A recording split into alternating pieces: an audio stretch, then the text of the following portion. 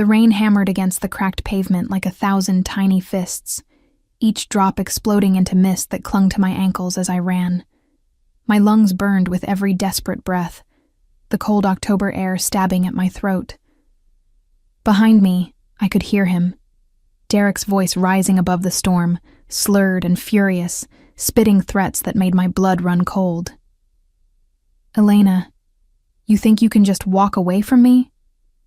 My worn sneakers slapped against the wet concrete, barely finding purchase as I rounded the corner onto a street I didn't recognize. The world had narrowed to tunnel vision. Just the next storefront, the next alley, the next possible refuge. My heart hammered so hard I could feel it in my temples, in my wrists, in every panicked step. I'd been stupid. So incredibly stupid. When Derek had texted earlier, claiming he wanted closure, claiming he'd changed, I'd actually considered meeting him in a public place. "Just to talk," he'd said, "just to explain."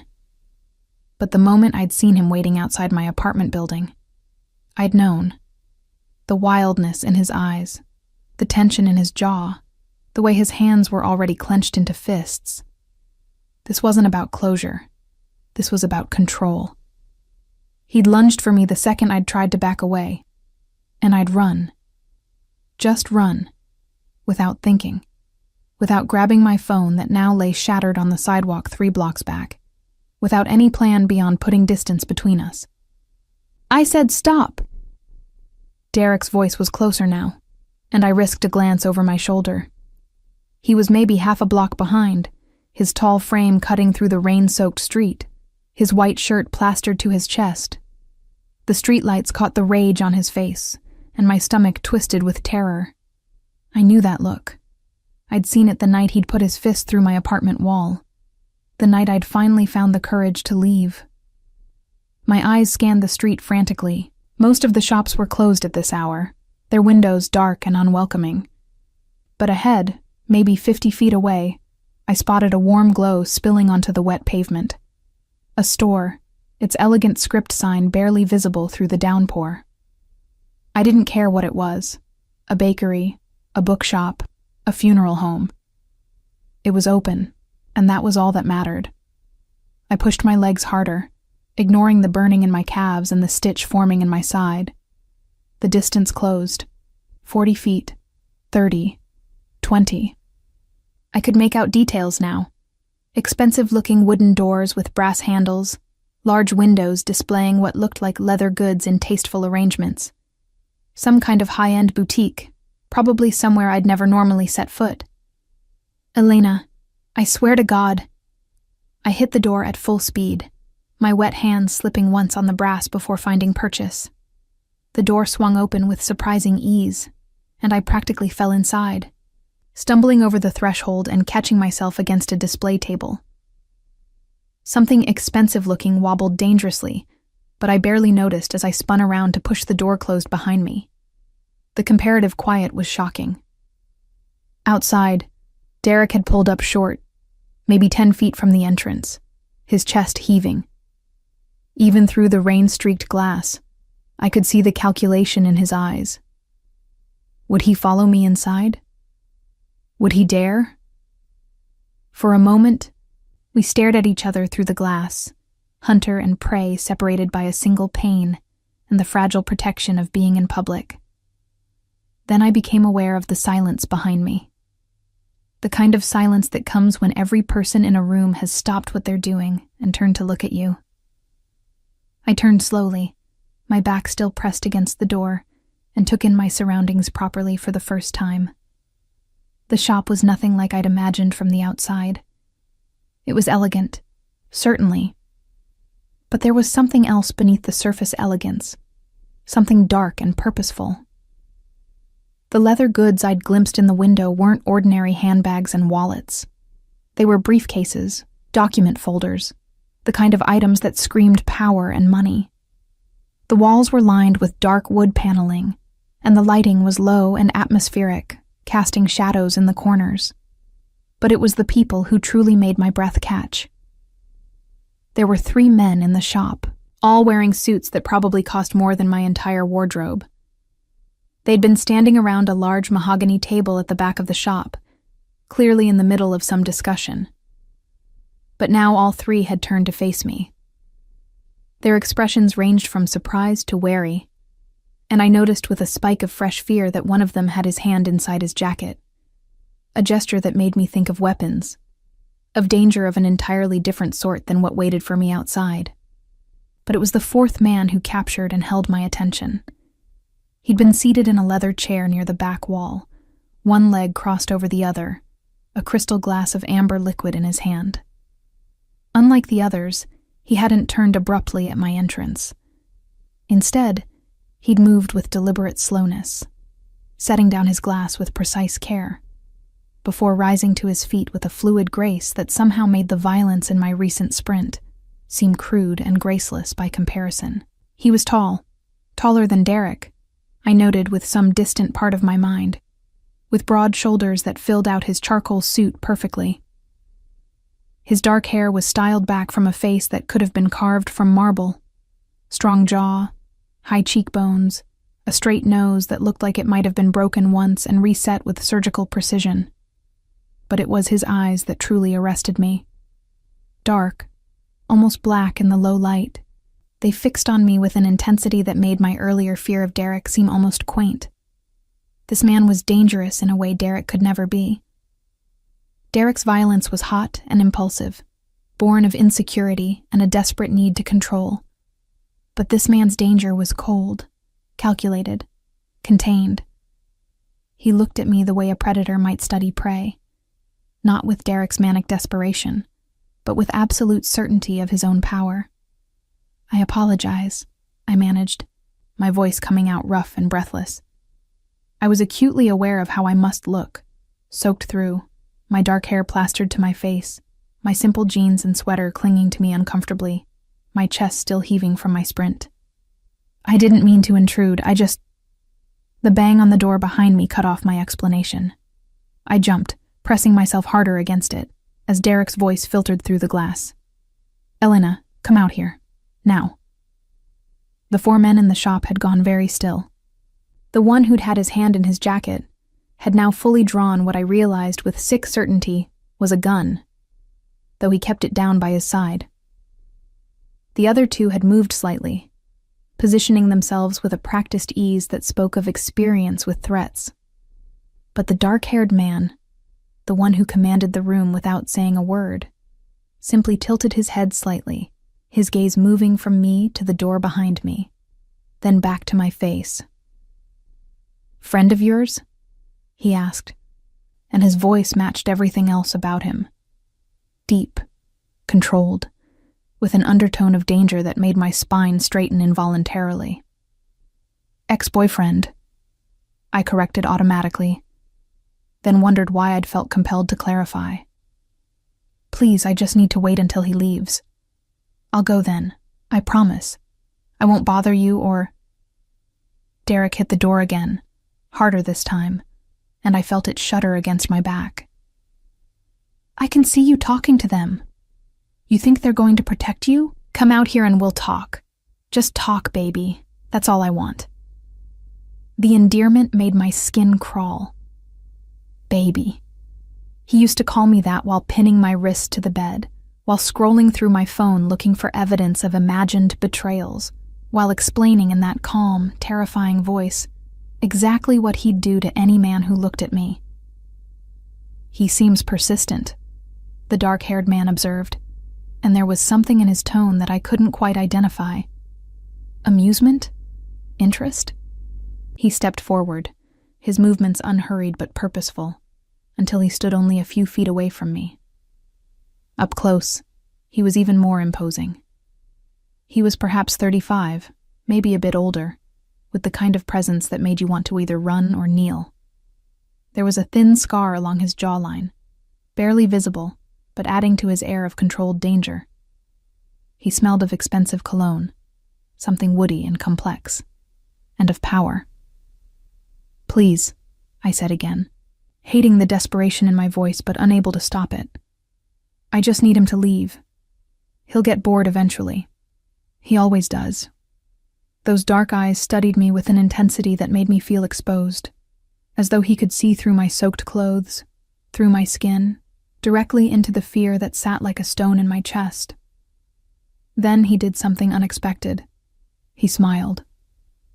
It wasn't a warm smile. It was the kind of smile a shark might give if sharks could smile. All teeth and no humor, promising nothing good for anyone on the receiving end. "Gentlemen," he said, still looking at me, but clearly addressing the others. "It seems we have an uninvited guest being harassed on our doorstep. This won't do at all. Bad for business." "Want me to handle it, boss?" The man with the gun spoke up, his voice carrying a slight Italian accent. Boss. The word registered somewhere in my consciousness, but I was too focused on what was happening to fully process its implications. "No, Marco," the dark-haired man said, his eyes never leaving mine. "This requires a more personal touch." He moved past me, close enough that I could feel the heat radiating from his body, smell that intoxicating cologne more strongly, and reached for the door handle. Instinctively, I moved aside, my back now against the wall instead of the door. "Wait," I said urgently. He might get violent. He has before." The man paused, his hand on the brass handle, and looked back at me over his shoulder. "Has he?" he asked, and his voice had gone even colder. "With you?" I nodded, unable to find words. Something shifted in those dark eyes. "Then this will be even more satisfying." He opened the door and stepped out into the rain in one smooth motion. I watched through the window, my heart in my throat, as he faced Derek on the wet pavement. Derek took a step back, clearly surprised by this new development. "Who the hell are you?" I heard him demand. "This is between me and my girlfriend." "Ex-girlfriend," the dark-haired man corrected, his voice carrying clearly despite the rain. "And she's currently seeking refuge in my establishment. I'm afraid I can't have you disturbing my business with your domestic disputes." "Your business?" Derek laughed, though it sounded uncertain. "It's a shop, man. Tell her to come out here and we'll be gone." "No." The single word was delivered with such finality that Derek actually took another step back. "Look, I don't want any trouble," Derek said, trying a different approach. "I just want to talk to Elena. 5 minutes, that's all I need." "The young woman doesn't wish to speak with you. I suggest you leave." "Or what?" Derek's voice rose again, his usual bravado returning. "You'll call the cops? Go ahead. I'll tell them she's my girlfriend, that we just had a fight, that she's overreacting like she always does. I won't call the police." The way he said it made even me shiver, and I was inside, supposedly safe. Derek must have heard it too, because he went very still. "I'll give you one more chance to walk away," the dark-haired man continued, his voice still calm, still controlled, but with an edge that promised terrible things. "Walk away now, and you can keep all your fingers. Stay, and I'll take them off one by one and feed them to my dog. Your choice." "You can't," Derek started, but he was backing away even as he spoke. 30 seconds, the man said. 29, 28. Derek looked past him to the window, to where I stood watching. For a moment, our eyes met through the glass, and I saw confusion and rage and something else, the first hint of real fear, cross his face. Then he was moving, walking backward at first, then turning and jogging away into the rain. The dark-haired man stood there for a moment longer, watching Derek disappear around the corner. Only when he was satisfied that the threat had gone did he turn and walk back into the shop. He moved with the same unhurried grace, seemingly unbothered by the rain that now darkened his expensive suit and slicked his hair back from his face. I pressed myself harder against the wall as he entered and closed the door behind him with a soft click. Water dripped from his suit onto the polished floor, but he didn't seem to notice or care. His eyes found mine immediately, pinning me in place. "Thank you," I managed, my voice small. "I don't know what I would have done if—" "You would have waited him out," he interrupted, "and hoped he'd eventually leave you alone. And perhaps he would have. This time." The last two words hung in the air between us, weighted with meaning. I started, but he was already moving toward me. He stopped close, too close, well inside what any normal person would consider personal space, and studied me with those dark, intense eyes. This close, I could see flecks of bronze in the black, could count the individual drops of rain caught in his eyelashes, could feel the power radiating off him like heat. "Your ex-boyfriend," he said, and it wasn't quite a question. "Yes." "How long since you left him?" 3 months. "And he's still bothering you?" I nodded, unable to trust my voice. Something flickered across his face. Anger, maybe, or disgust. "Men who put their hands on women are cowards," he said quietly. "They deserve nothing but pain." There was such conviction in his voice, such barely restrained violence, that I found myself believing every word. "I should go," I said, though I wasn't sure where I'd go. My apartment wasn't safe anymore. Derek knew where it was. I had no phone to call anyone, no money for a cab, even if I could find one in this rain. "Thank you again for—" "No," I blinked. "No? You're not leaving. Not yet." He turned away from me, addressing the other men. "Gentlemen, our business is concluded for tonight. Marco, ensure our uninvited guest hasn't circled back. Take Sal and Gio with you." The 3 men moved immediately, efficiently. Marco holstered his gun with practiced ease, and all 3 headed for the door. As Marco passed, he gave me a curious look, not threatening, but assessing, as though trying to understand what I was to his boss. Then they were gone, and I was alone in the shop with this dangerous, fascinating stranger. "What's your name?" he asked, moving to the back of the shop where his unfinished drink waited. "Elena," I answered automatically. "Elena Carter." "Elena." He said my name like he was tasting it, deciding whether he liked the flavor. "Beautiful name. Italian?" "My grandmother was." He nodded, picking up his glass and taking a slow sip before setting it down again. "I'm Ethan Moretti." The name meant nothing to me, but the way he said it suggested it should.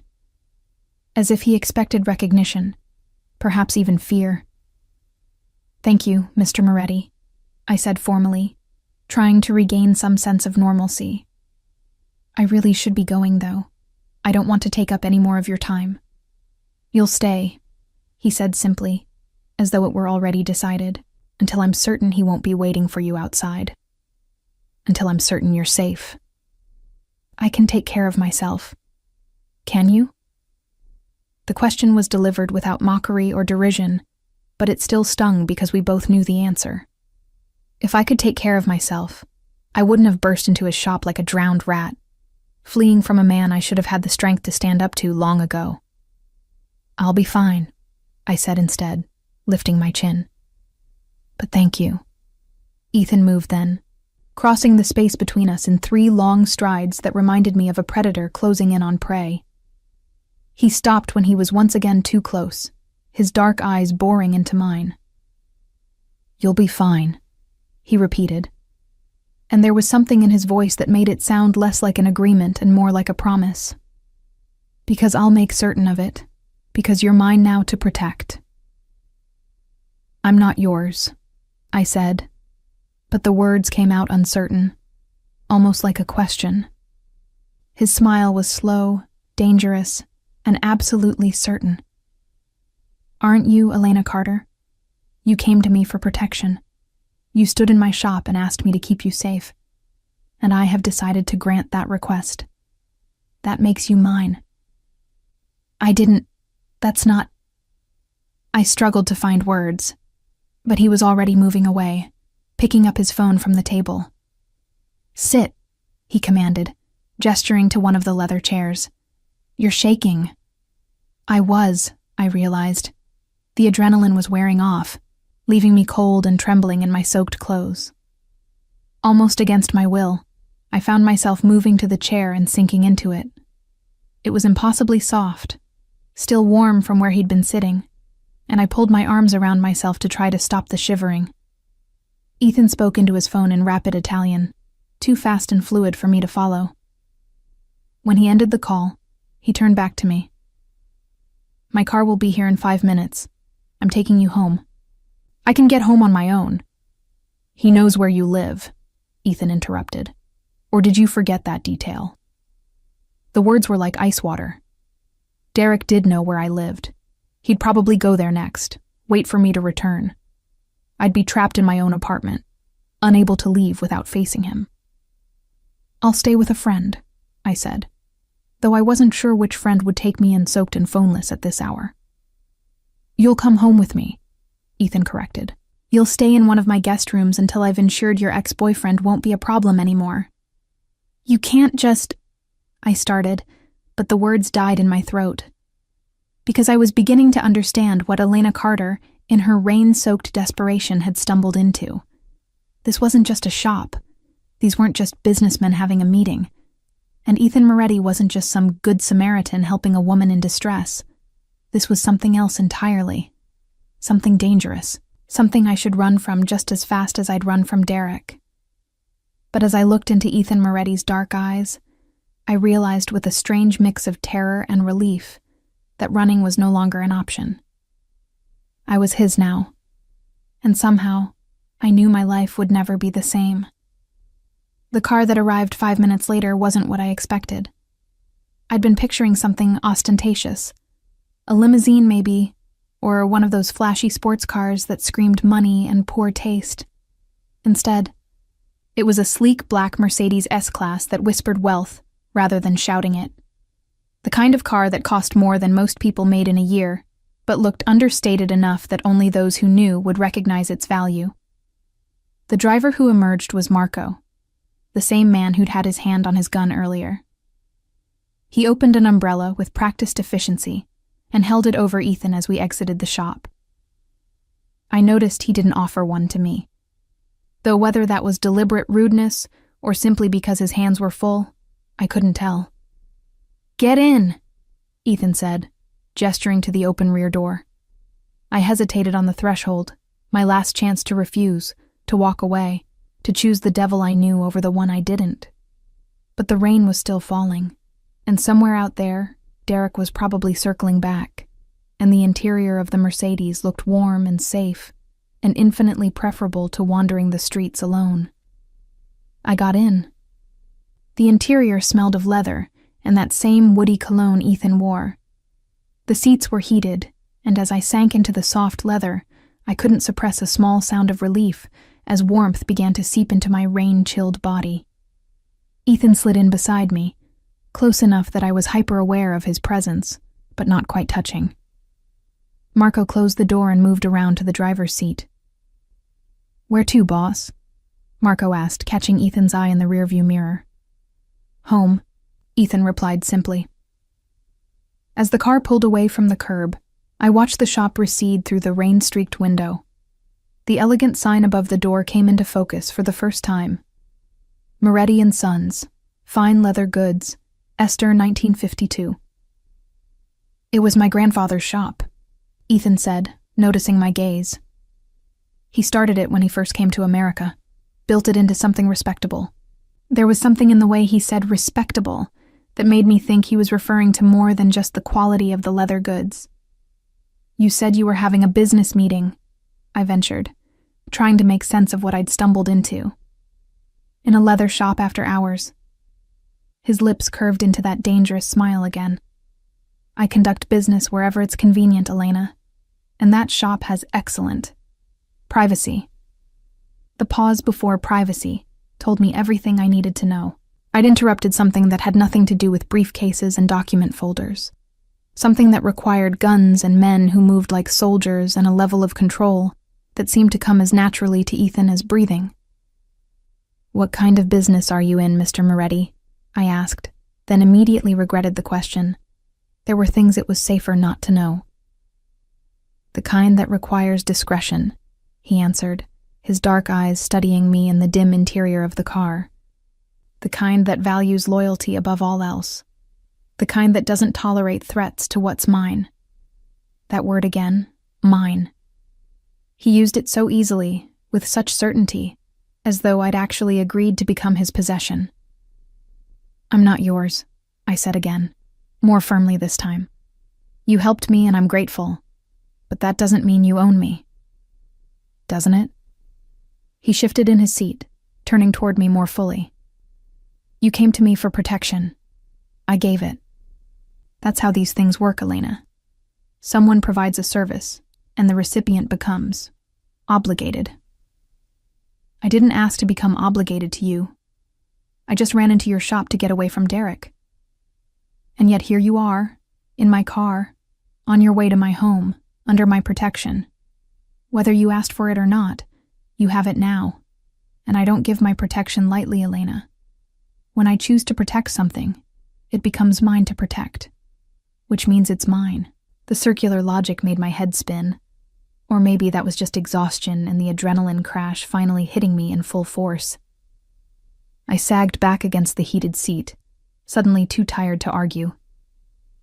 "I'll stay tonight," I conceded. "Because you're right. I can't go back to my apartment. But tomorrow I'll figure something else out. I'll stay with a friend or—" "You'll stay with me," Ethan interrupted, his voice allowing no argument. "Until I'm satisfied that your ex-boyfriend is no longer a threat." "And how long will that take?" His smile was cold. "Not long. I'm very efficient at eliminating threats." The way he said eliminating made my blood run cold. I opened my mouth to ask what exactly he meant, then closed it again. Some questions were better left unasked. We drove in silence for a while, the city lights strobing across Ethan's face as we moved through the rain-slicked streets. I tried to pay attention to where we were going, tried to memorize landmarks in case I needed to find my way back, but exhaustion was making everything blur together. We seemed to be heading north, away from my neighborhood, and into areas where the buildings got progressively nicer, the streets wider, the cars more expensive. Finally, the Mercedes turned into a private drive, flanked by stone pillars and an iron gate that opened automatically at our approach. We wound up a tree-lined road for what felt like half a mile before the house came into view. House was too small a word for it. Mansion barely covered it.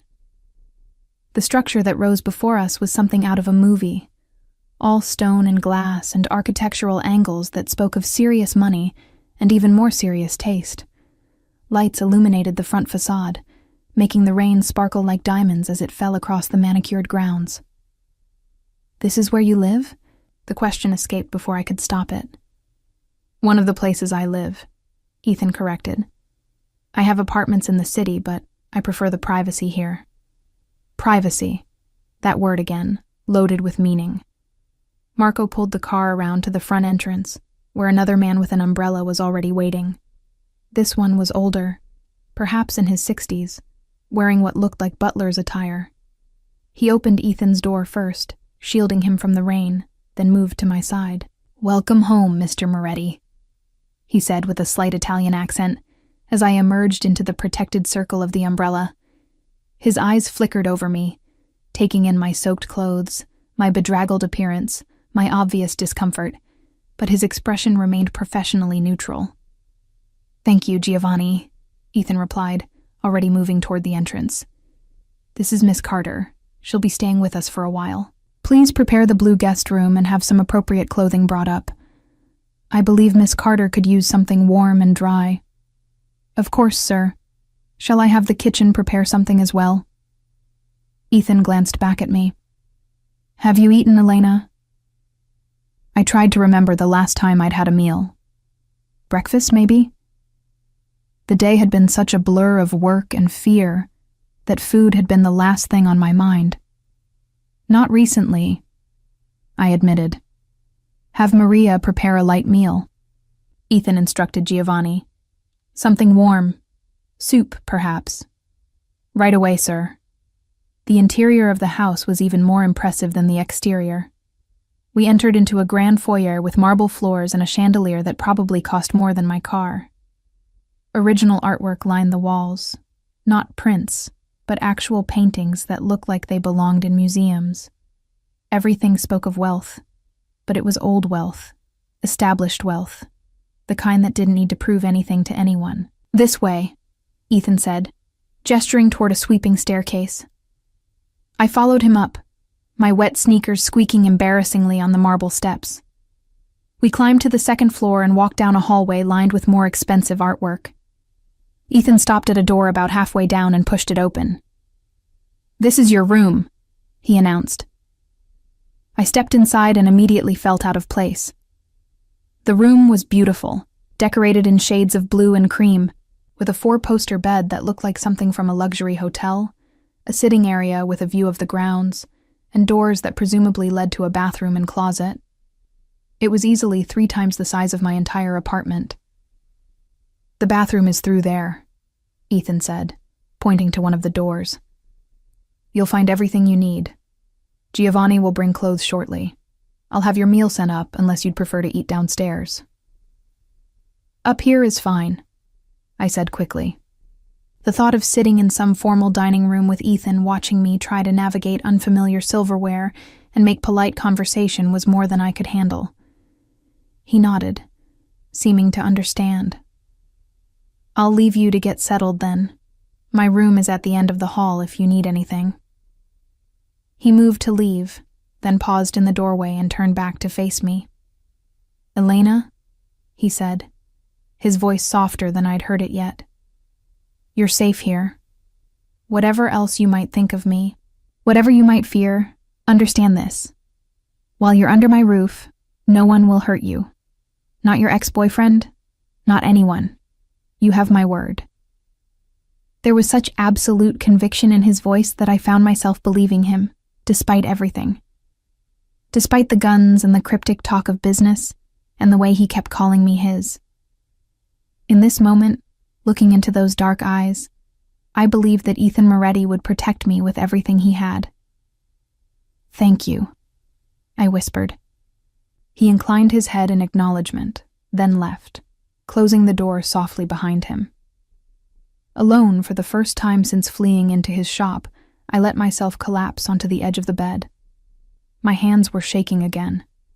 Not from cold this time, but from the delayed shock of everything that had happened. Derek chasing me through the rain, bursting into that shop, Ethan's cold threat to feed Derek his own fingers, the drive here, this room, this house, this entire surreal situation. What had I gotten myself into? A soft knock at the door made me look up. "Come in," I called, expecting Giovanni with the clothes. Instead, a woman entered, perhaps 50, with kind eyes and graying dark hair pulled back in a bun. She carried a tray with a bowl of soup and what looked like fresh bread, along with a pot of tea. "Miss Carter," she said, with a warm smile that immediately put me more at ease than anything else since I'd entered this house. "I'm Maria, the housekeeper. Mr. Moretti said you might need something warm." "Thank you," I said, genuinely touched by the gesture. "That's very kind." She set the tray on a small table near the sitting area. "Giovanni will be up shortly with some clothes. In the meantime, there are robes in the bathroom if you'd like to get out of those wet things. Can't have you catching cold." There was something maternal in her concern that made my throat tighten unexpectedly.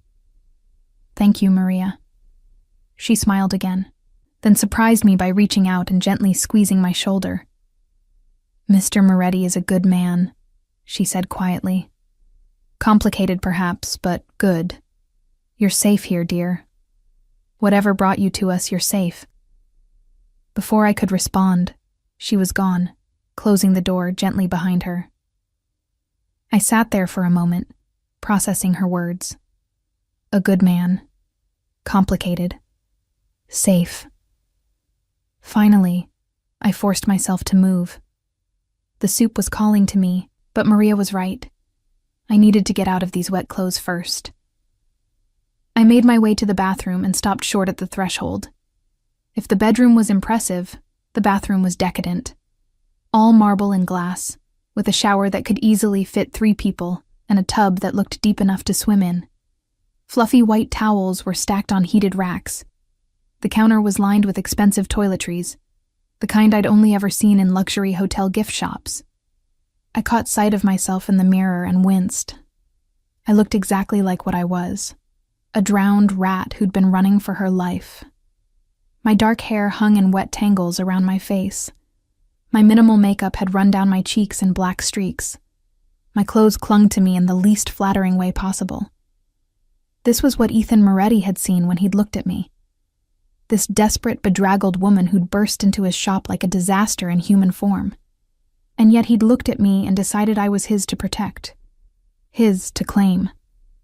I stripped off my wet clothes, leaving them in a soggy pile on the floor, and found one of the robes Maria had mentioned. It was thick and soft, probably Egyptian cotton or something equally luxurious, and wrapped around me like a warm hug. Back in the bedroom, I devoured the soup, some kind of Italian wedding soup with tiny meatballs and vegetables that tasted homemade, and 2 thick slices of bread with butter. I hadn't realized how hungry I was until I started eating, and before I knew it, the bowl was empty, and I was eyeing the teapot.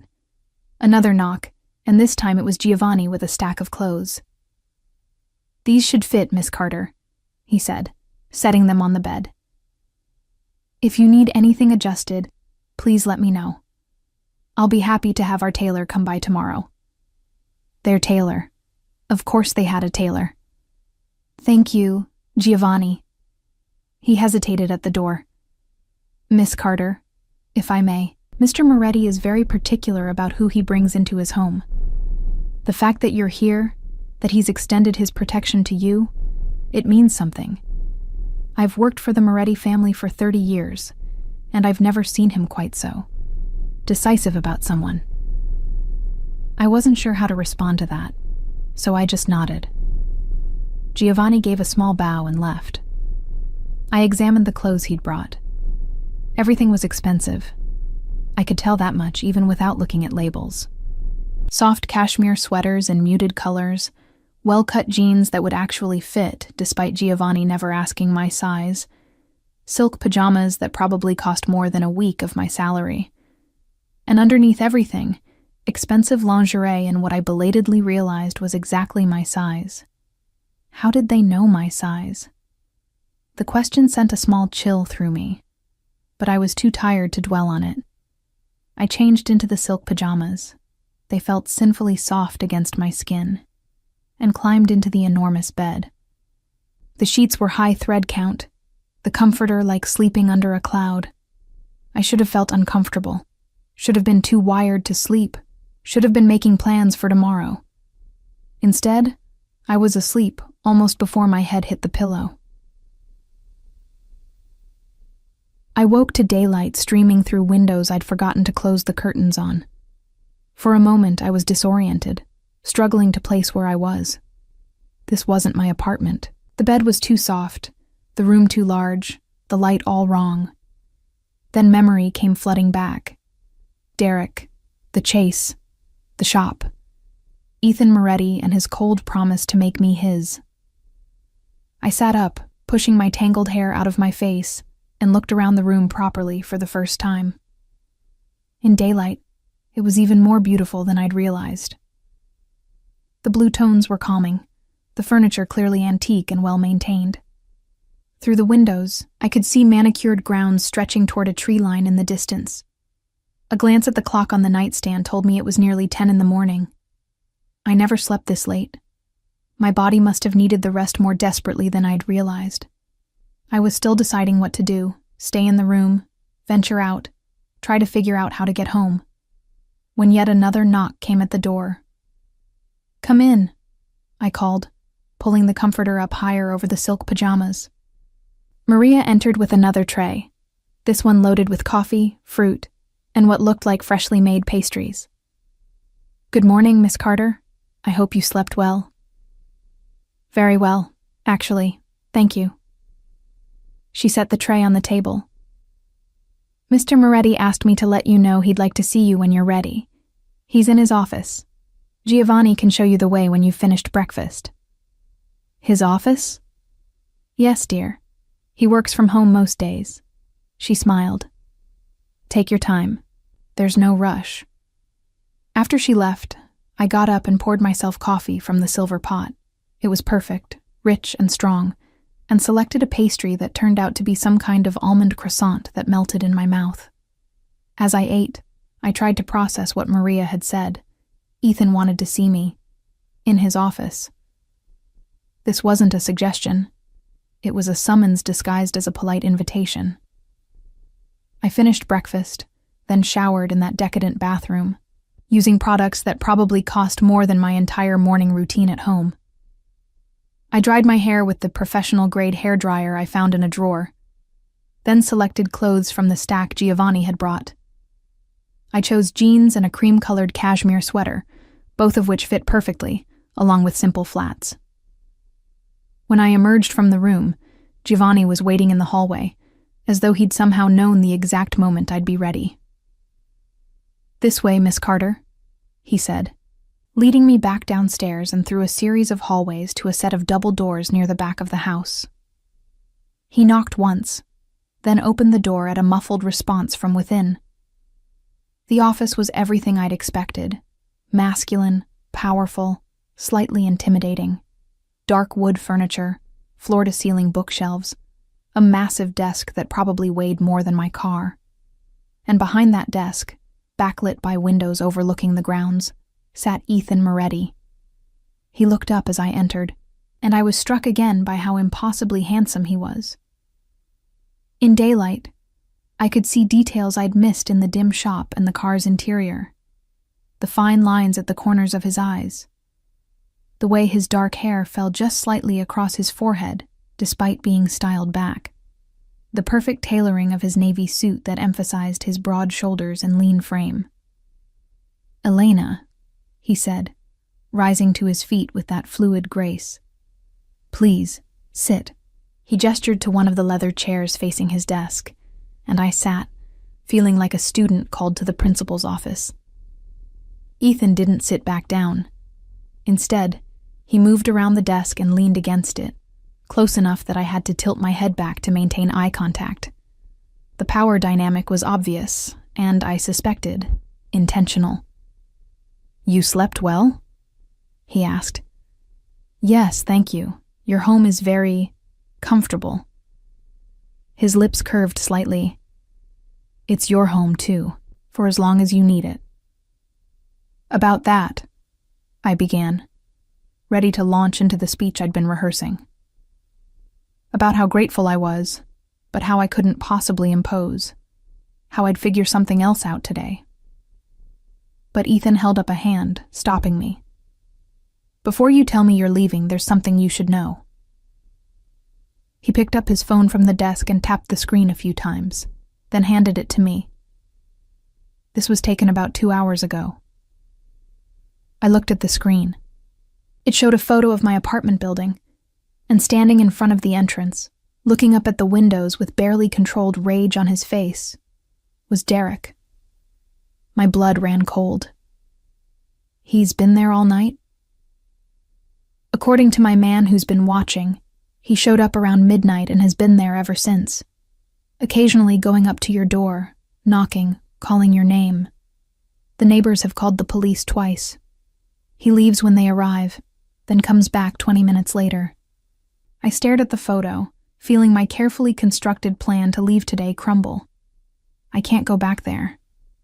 "No," Ethan agreed, taking the phone back. "You can't, not until I've dealt with him." "Dealt with him how?" I asked, though I wasn't sure I wanted the answer. Ethan's expression was unreadable. "Leave that to me. For now, you'll stay here where it's safe, where I can protect you." "I have a job," I protested weakly. "I'm supposed to work today." "They'll fire me if I don't show up." "Where do you work?" "Cafe Reggio. It's a coffee shop on—" "I know it," Ethan interrupted. "Consider it handled." You can't just handle my job. I can, and I will. His voice was firm but not unkind. Elena, you need to understand something. When I said you were mine to protect, I meant it. That includes protecting your job, your apartment, your life, everything. You don't need to worry about any of it anymore. That's my responsibility now. I didn't ask for this, I said, frustration bleeding into my voice. I didn't ask to become your responsibility. No, he agreed, moving closer until he was standing directly in front of me, close enough that I could smell his cologne, could see the faint shadow of stubble along his jaw. You asked for help. You ran into my shop, terrified and desperate, and asked me to keep you safe from a man who wanted to hurt you. And I said yes. This is what that yes means, Elena. It means I take care of you. It means you're under my protection. It means you're mine.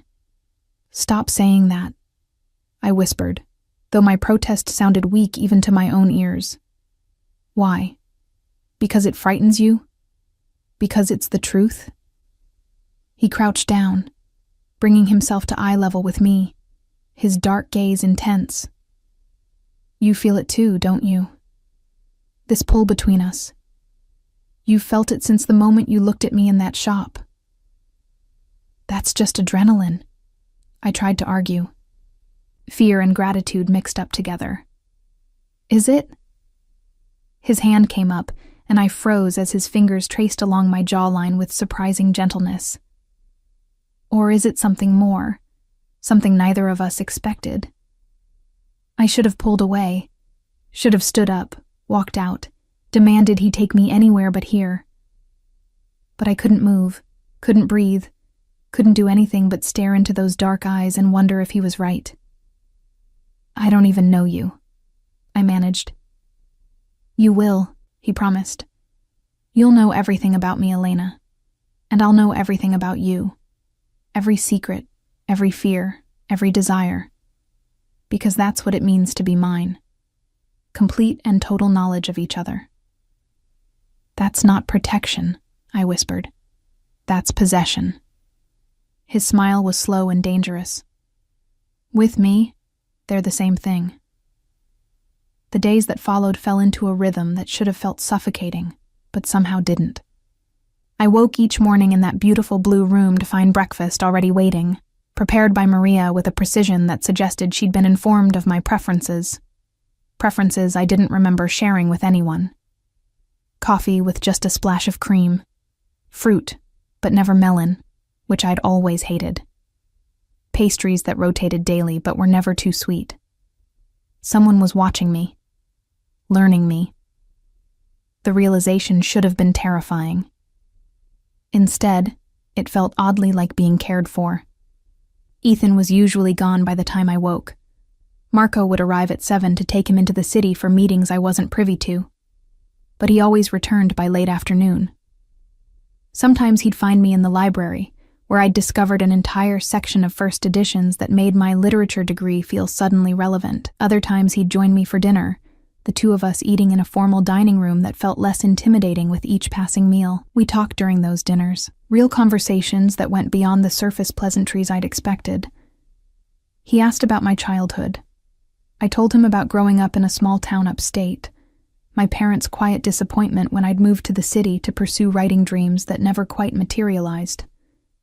He told me about his grandfather, the man who'd started the leather shop, who'd built something from nothing through sheer determination, and, I suspected, methods that wouldn't bear close examination.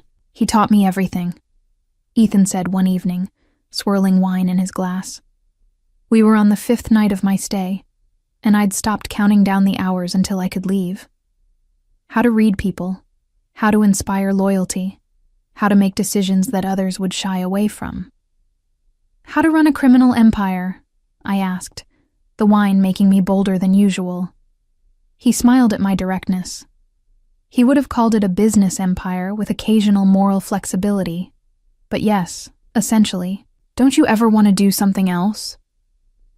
The question emerged before I could stop it. Something legitimate? The shop is legitimate, he pointed out.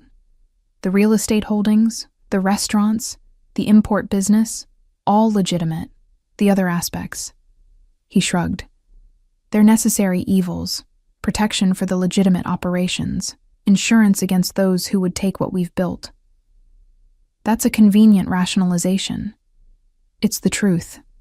His eyes met mine across the table. My grandfather came to this country with nothing, Elena. He was refused loans, refused opportunities, pushed to the margins by people who saw him as less than human because of where he came from. So he built his own opportunities, created his own system. And yes, some of that system operates outside the law, but it's kept 3 generations of my family safe, prosperous, and powerful. I won't apologize for that. I understood, in a way. My own grandfather had faced similar prejudices, though he'd chosen a different path. Backbreaking labor in factories, accepting less pay for harder work, dying young from the stress of it all. Maybe Ethan's grandfather had simply chosen survival over martyrdom. It was on the 6th day that everything changed. I was in the library again, curled up in a leather armchair with a first edition Hemingway that probably cost more than my car, when Ethan found me. He moved with that silent grace I'd come to expect, appearing in the doorway like a shadow made flesh. "Elena," he said, and something in his tone made me set the book aside immediately. "We need to talk." He crossed to the chair opposite mine and sat, leaning forward with his elbows on his knees. He looked tired, I realized. There were shadows under his eyes I hadn't noticed before, and tension in the set of his shoulders. "What's wrong?" I asked, fear spiking through me. "Is it Derek? Did he—" "Derek won't be a problem anymore," Ethan said, and the finality in his voice sent a chill through me. "What did you do?" "What needed to be done?" He held my gaze steadily. "He received a visit from some associates of mine. They explained in terms he couldn't misunderstand what would happen to him if he continued to harass you. They were very persuasive." "You had him beaten up," I said, not quite a question. "I had him educated on the consequences of his actions. There's a difference." Ethan's expression hardened. "Men like him only understand power, Elena. Reason doesn't work. The law doesn't work. You know that. You've tried restraining orders before. The only thing that works is making them more afraid of you than they are obsessed with their victim." He was right, and I hated that he was right. I'd tried everything with Derek, reasoning with him, blocking him, filing police reports, getting a restraining order that he'd violated within days. Nothing had worked. Nothing had stopped him. Until Ethan. "Is he alive?" I had to ask. "Yes, bruised, frightened, and very clear on what will happen if he comes near you again. But alive." Ethan paused. "I keep my promises, Elena. I told you I'd protect you. Derek is no longer a threat. You could go home now, if you wanted." The words hung in the air between us. I could go home.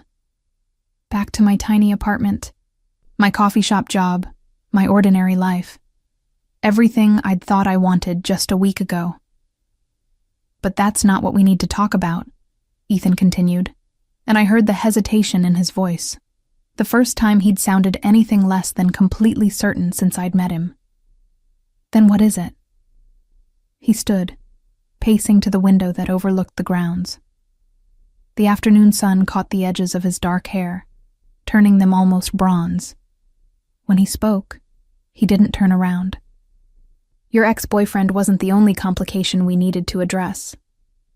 Ice spread through my veins. "What do you mean?" "Derek made noise before my men reached him, went to some of his friends, told them about you, about me, about how you'd run to some mob boss for protection." Ethan's hands clenched into fists at his sides. "Word got back to some people who have interests in undermining my position. I don't understand." He turned then, and the look on his face made my breath catch. "In my world, Elena, weakness is death. The perception of weakness is almost as dangerous. When people heard that I'd taken a woman under my protection, a woman with no connection to the families, no strategic value, no reason for me to help her except... He trailed off. Except what? Except that I wanted to. The admission seemed to cost him something. That I saw you, terrified and desperate, and something in me decided you were mine to protect, mine to claim. And now certain people see that as weakness, as sentiment, as something they can exploit. I stood, my legs suddenly unsteady. You're saying I've put you in danger? No. He crossed to me in 3 long strides, his hands coming up to frame my face with surprising gentleness. You haven't done anything wrong, Elena. I chose this. I chose to help you, to bring you here, to make you mine. I'd make the same choice again. But there are consequences to that choice that we need to address. What kind of consequences? His thumbs traced along my cheekbones, the gesture achingly tender despite the darkness in his eyes. There's a family, the Castellanos, who've been looking for an excuse to move against me for years. They see you as that excuse, as proof that I'm getting soft, that I can be manipulated through emotional attachment. They're planning something. Then let me leave, I said quickly. If me being here puts you at risk? No. The word was absolute. That's exactly what they'd want. For me to show weakness by sending you away, by proving that their pressure works. And even if I did... His expression darkened further. They'd use you anyway, Elena. To get to me, to prove a point, to send a message to everyone else in our world about what happens when you show sentiment.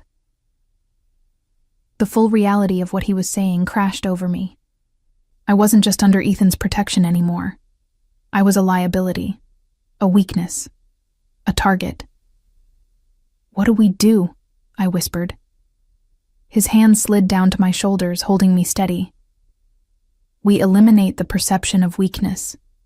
We make it clear that you're not some random woman I'm protecting out of misplaced chivalry. We give them a reason for my interest in you that they can't exploit. How? By making it real.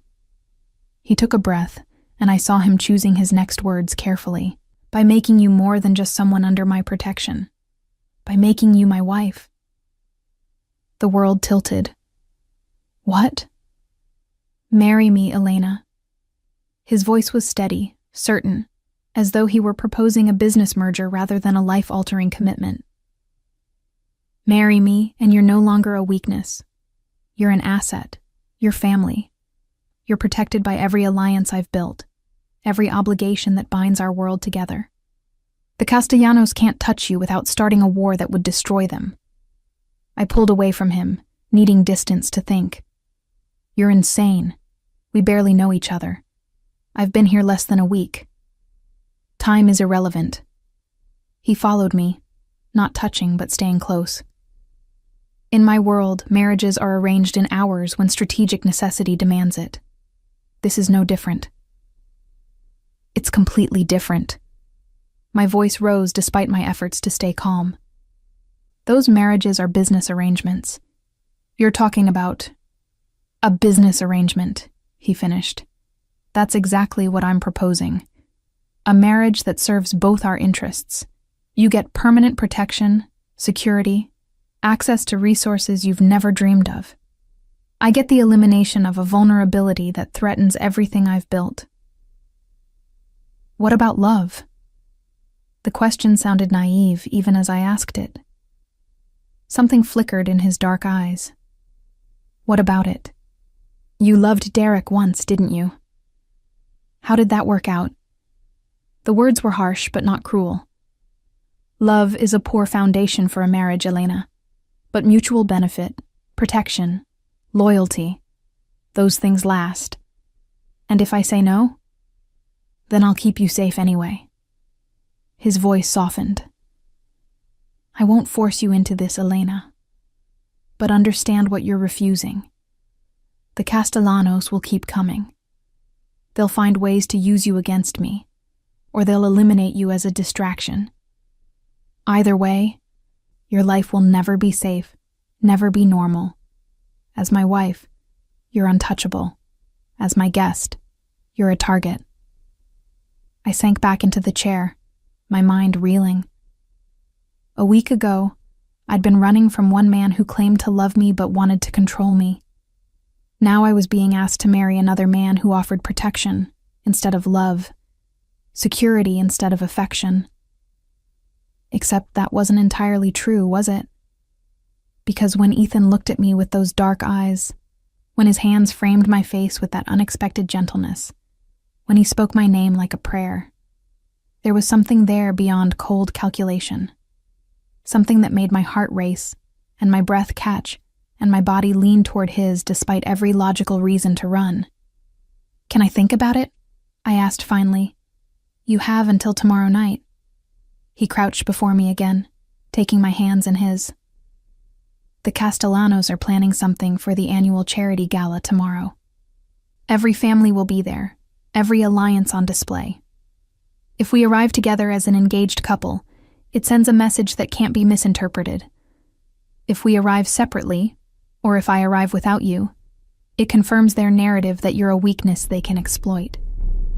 So I have less than 24 hours to decide whether to marry a man I barely know."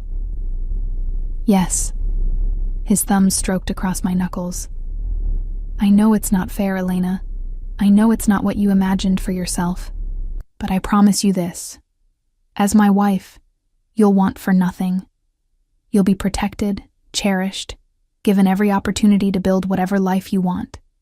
And I'll never lay a hand on you in anger. I'll never hurt you the way Derek did. But you'll own me," I said quietly. He was silent for a long moment. Then, "I already own you, Elena. Whether you wear my ring or not, whether we marry or not, you're mine. You became mine the moment you ran into my shop. The only question is whether you accept that reality or fight against it. The honesty of it should have terrified me. Instead, I felt something inside me settling, as though he'd finally spoken a truth I'd been denying since that first night. "I need to be alone," I said. "To think." He nodded, rising to his feet. "Of course. I'll be in my office if you need me." "But Elena?" He paused at the door. "Whatever you decide, know that I'll protect you regardless. This isn't an ultimatum. You're not choosing between marriage and being thrown out on the street. You're choosing between two paths forward, both of which include me in your life. The only difference is how publicly we acknowledge what's already true." After he left, I sat in that leather chair for hours, watching the sun sink toward the horizon and thinking about choices and inevitability and the strange path that had led me here. I thought about Derek, about how his love had felt like chains, how his jealousy had masqueraded as devotion, his control as care, how I'd spent a year walking on eggshells, trying to be small enough, quiet enough, perfect enough to avoid triggering his rage. I thought about Ethan, about how his possession felt different, darker in some ways, more honest in others. He didn't pretend his claim on me was about my best interests. He didn't dress up control as concern or jealousy as love. He simply stated the truth. I was his, and he would protect what was his with every resource at his disposal. And I thought about myself, about the Elena who'd fled into that shop a week ago, terrified and alone and running from a danger she couldn't escape on her own. About the Elena who'd woken up this morning in a beautiful room, eaten breakfast prepared just for her, spent her day reading first editions in a library that felt like a sanctuary. About the Elena who felt safer in the home of an admitted criminal than she'd ever felt in her own apartment. When had I stopped wanting to leave? When had Ethan's presence shifted from threatening to comforting? When had the idea of going back to my old life started to feel like a prison rather than freedom? The sun had set completely by the time I made my way to Ethan's office. I knocked once and entered at his invitation. He was at his desk, reviewing documents on his laptop, but he looked up immediately when I entered. The desk lamp cast shadows across his face, making him look older, more tired, more human than the untouchable mob boss I'd first encountered. "Elena," he said, standing. "Have you decided?" I crossed the room until I stood before his desk, my heart hammering but my voice steady. "I have questions first." "Ask them." "If I marry you, do I have freedom? To work if I want, to have friends, to live my own life?" "Yes," he said without hesitation. "Within reason. You'll need security, that's non-negotiable. And there will be events you'll need to attend as my wife. But otherwise, your time is your own. If you want to work, work. If you want to pursue your writing, I'll make sure you have everything you need. If you want to go back to school, consider it done. And if I want to leave, if this doesn't work, if I can't do this..." His expression tightened, but he answered honestly, "I won't make it easy. I won't simply let you walk away. But I won't keep you prisoner either. If you're truly miserable, if you truly want out..." He paused. "We'll find a way that keeps you safe and preserves both our positions. But Elena, I don't expect it to come to that. I think you'll find being my wife has more benefits than drawbacks. You're very confident. I'm very certain of what I want. And I want you." The simple declaration sent heat through me. "Why?" I asked. "You could have any woman. Why me?" He moved around the desk, and I found myself backing up until I hit the bookshelf behind me. He followed, caging me in with an arm on either side of my head, his body close enough that I could feel his heat. "Because you ran into my shop terrified and desperate, and the first thing I thought was, mine," he said, his voice low and intense. "Because you stood your ground when I told you that you belonged to me, even though you were clearly frightened. Because you question me, challenge me, see me clearly, and don't look away. Because when I touch you..." His hand came up to trace my jawline, and I shivered. "You feel it too. This pull, this inevitability. That's not love," I whispered. "No," he agreed. "It's not. It's better. It's real. It's honest. It's a foundation we can build on, Elena. Love can come later, if it comes. But this certainty, this claim, this protection, that's here now. That's what I'm offering you."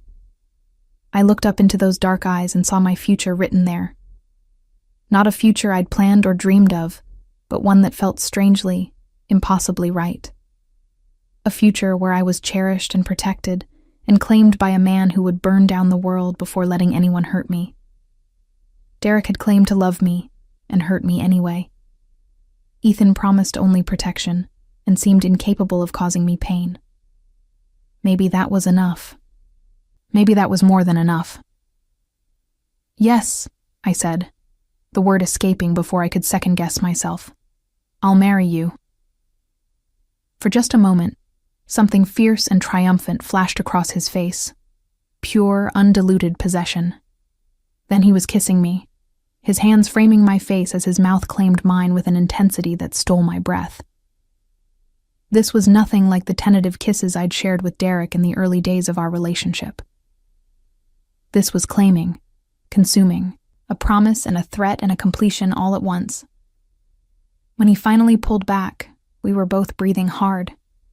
His forehead rested against mine, his hands still cupping my face. "Mine," he breathed.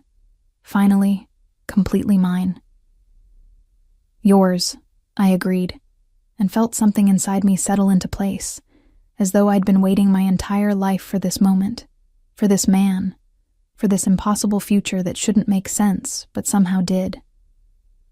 "We'll announce it tomorrow," Ethan said, pressing another kiss to my forehead. "At the gala. I'll have a ring for you by then.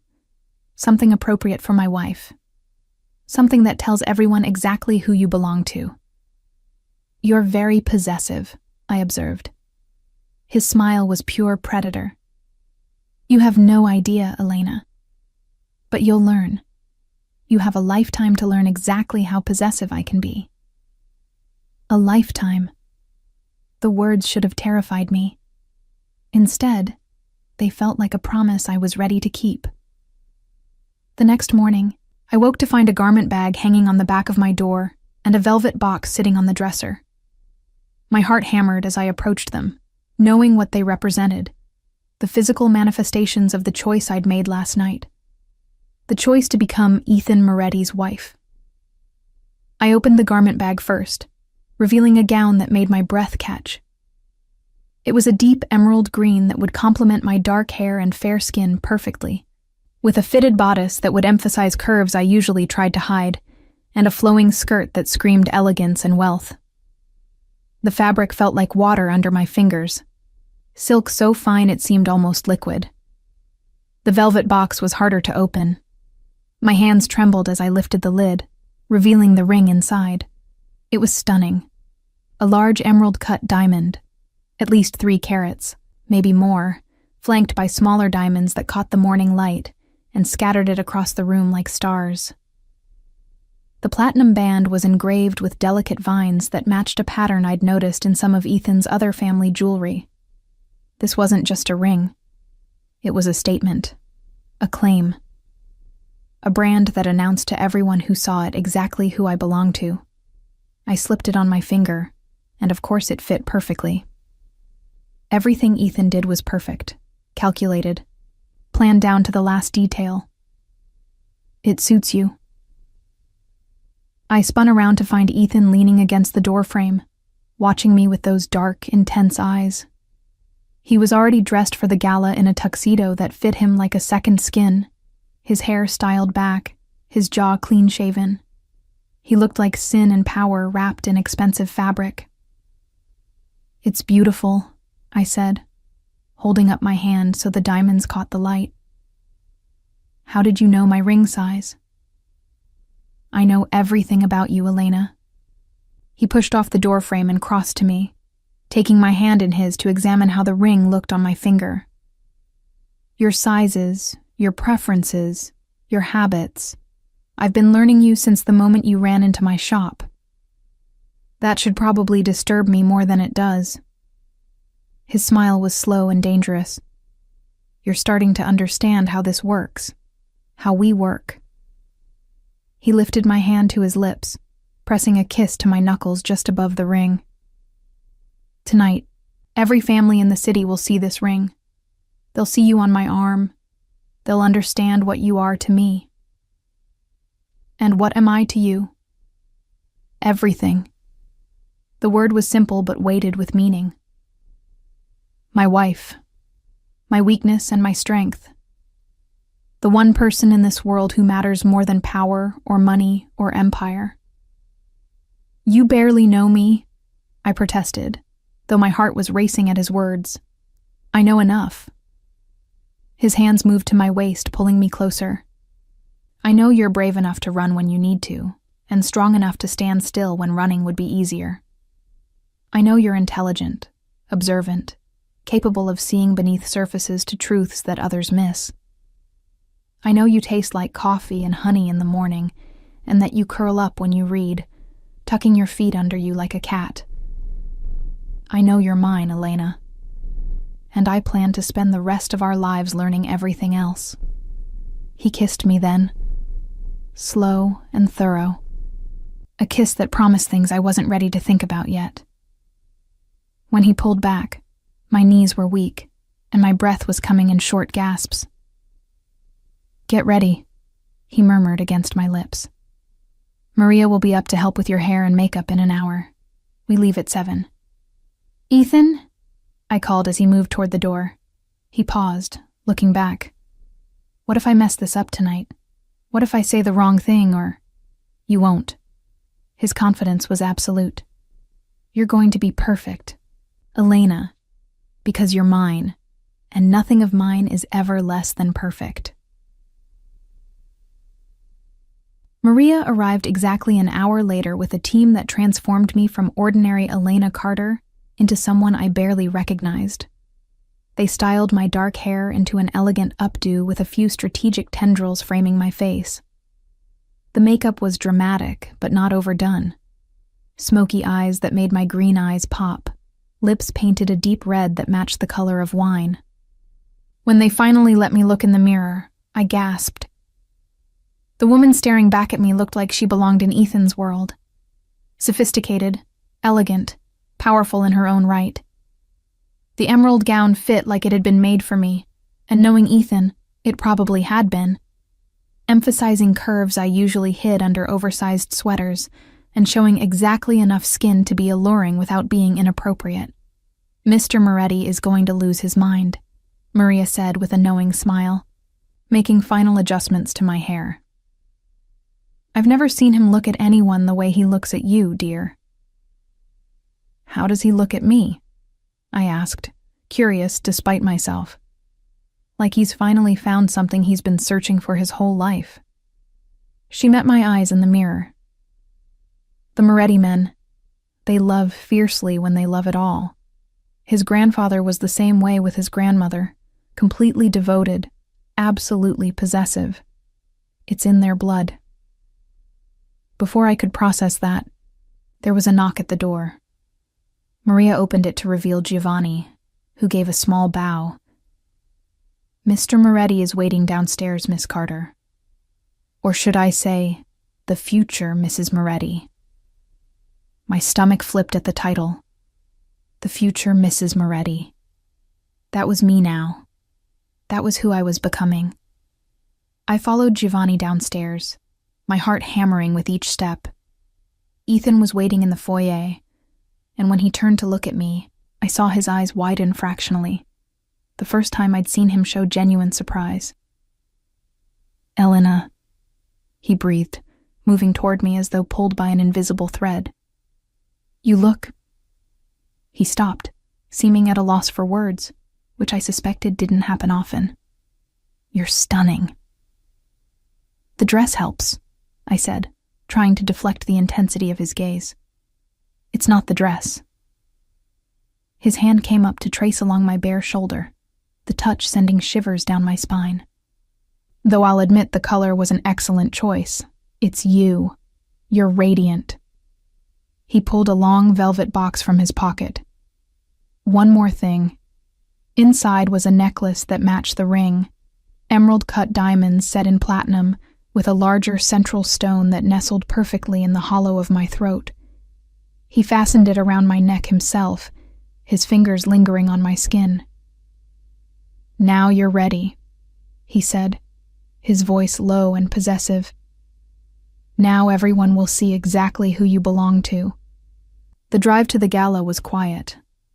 Ethan held my hand the entire way, his thumb tracing patterns on my palm that I suspected were meant to be soothing, but only made me more nervous. We were in a different car tonight, a Rolls-Royce that probably cost more than most houses, with Marco driving and another man I didn't recognize in the passenger seat. "That's Sal," Ethan explained, noticing my gaze. "Additional security for tonight. The Castellanos will be there, and I'm not taking any chances with your safety." "Will there be trouble?" "Not the kind you're thinking of. This is a charity gala, Elena. Everyone will be on their best behavior, smiling and making donations while plotting each other's downfall behind their perfect teeth." His smile was cynical. "It's very civilized violence. You'll fit right in." The venue was a historic hotel in the heart of the city, its facade lit up like a palace. A red carpet led from the curb to the entrance, lined with photographers and what looked like society reporters. I tensed as I realized we'd have to walk through that gauntlet. "Breathe," Ethan murmured, squeezing my hand. "Head high, smile slight. Let them wonder who you are. Don't answer any questions. I'll handle all of that." Marco opened the door, and Ethan stepped out first, then turned to help me emerge with practiced grace. The moment I stood, cameras started flashing, voices calling out questions I couldn't quite make out over the chaos. Ethan's arm came around my waist, pulling me close against his side in a gesture that was both protective and possessive. We moved up the carpet at a measured pace. Ethan nodding to people he knew while keeping me tucked firmly against him. "Mr. Moretti, who's your companion?" one reporter called out. Ethan paused, turning to face the cameras with a smile that didn't reach his eyes. "Gentlemen, ladies, I'd like you to meet my fiancée, Elena Carter. We'll be married next month." The announcement caused an immediate frenzy. More questions, more flashing cameras, more voices competing to be heard. But Ethan just smiled that cold smile, held me closer, and continued into the hotel without answering anything else.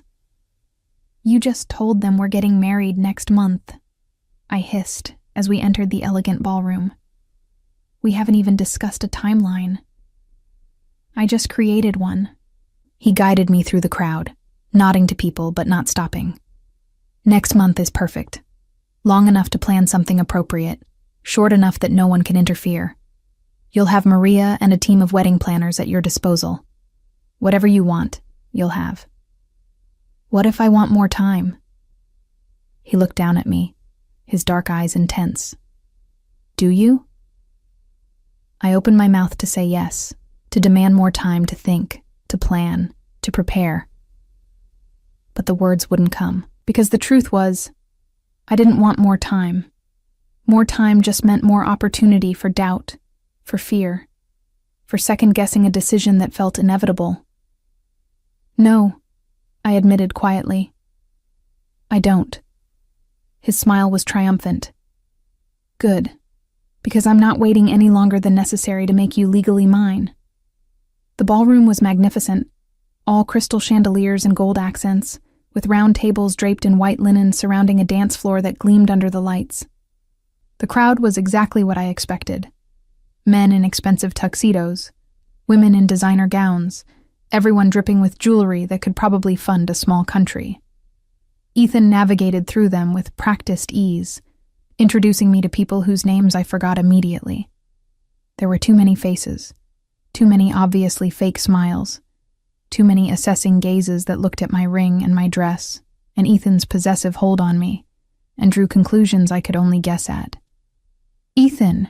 A booming voice cut through the polite murmur, and I turned to see a large man approaching us, with a beautiful blonde woman on his arm.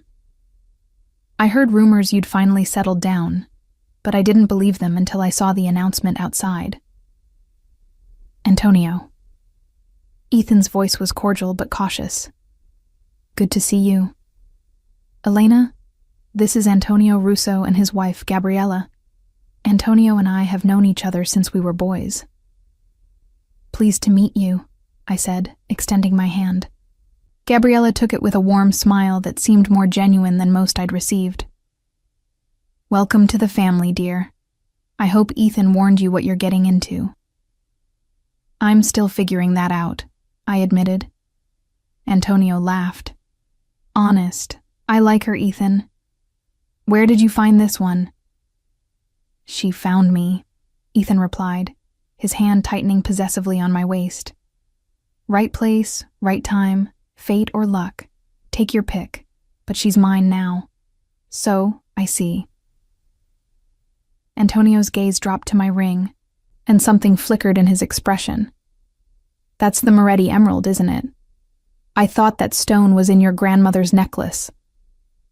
"It was," Ethan confirmed. "I had it reset. Elena deserves nothing less than family heirlooms." The significance wasn't lost on me. This wasn't just an expensive ring. It was a piece of his family history, a declaration that I wasn't just some woman he was marrying for convenience. I was being welcomed into the Moretti legacy. "Your grandmother would have liked her," Gabriella said softly, and something in Ethan's expression softened. "Yes," he agreed. "She would have." We circulated for another hour, Ethan introducing me to what felt like hundreds of people. I smiled until my face hurt, made polite small talk, and tried to ignore the weight of all those assessing gazes. Some looked curious, some skeptical, some calculating. But underneath all of it was the same question.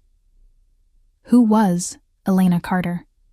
And how had she managed to catch Ethan Moretti? I was wondering the same thing. There, Ethan murmured in my ear, his lips brushing my skin in a way that made me shiver. The Castellanos, 3 o'clock. I turned slightly and saw them. A man who looked to be in his late 50s, with silver-streaked dark hair and cold eyes, accompanied by a younger man who was clearly his son, and a woman who must be the wife. They were watching us with undisguised interest. Marco Castellano, Ethan continued quietly. His son, Vincent, and Marco's wife, Teresa. They're the ones who see you as my weakness. What do? We show them exactly how wrong they are.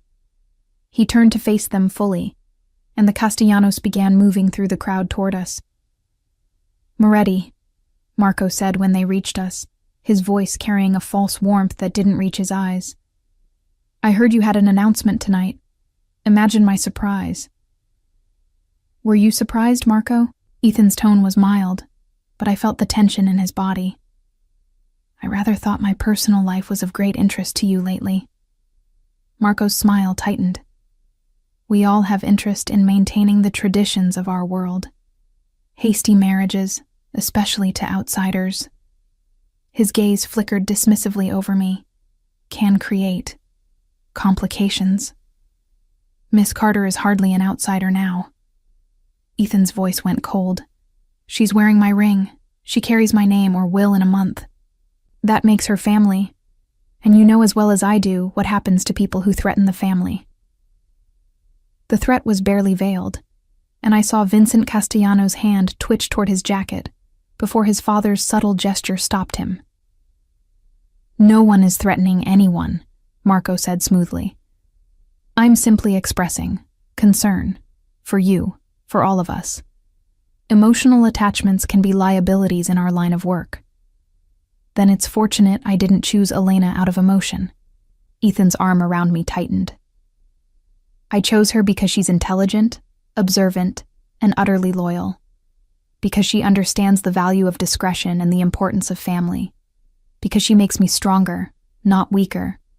Any man who can't see that is a fool. The insult hung in the air between them.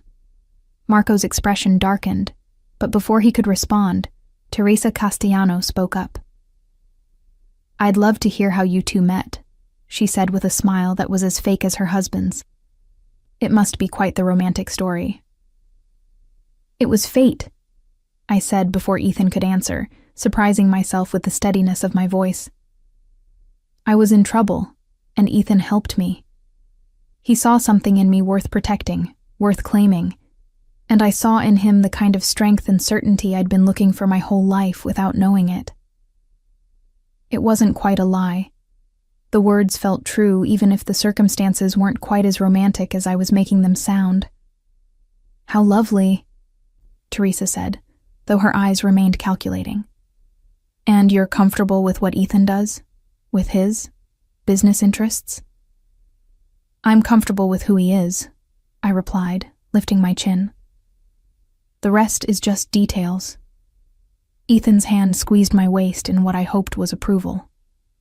Well then, Marco said, his smile sharp as a blade.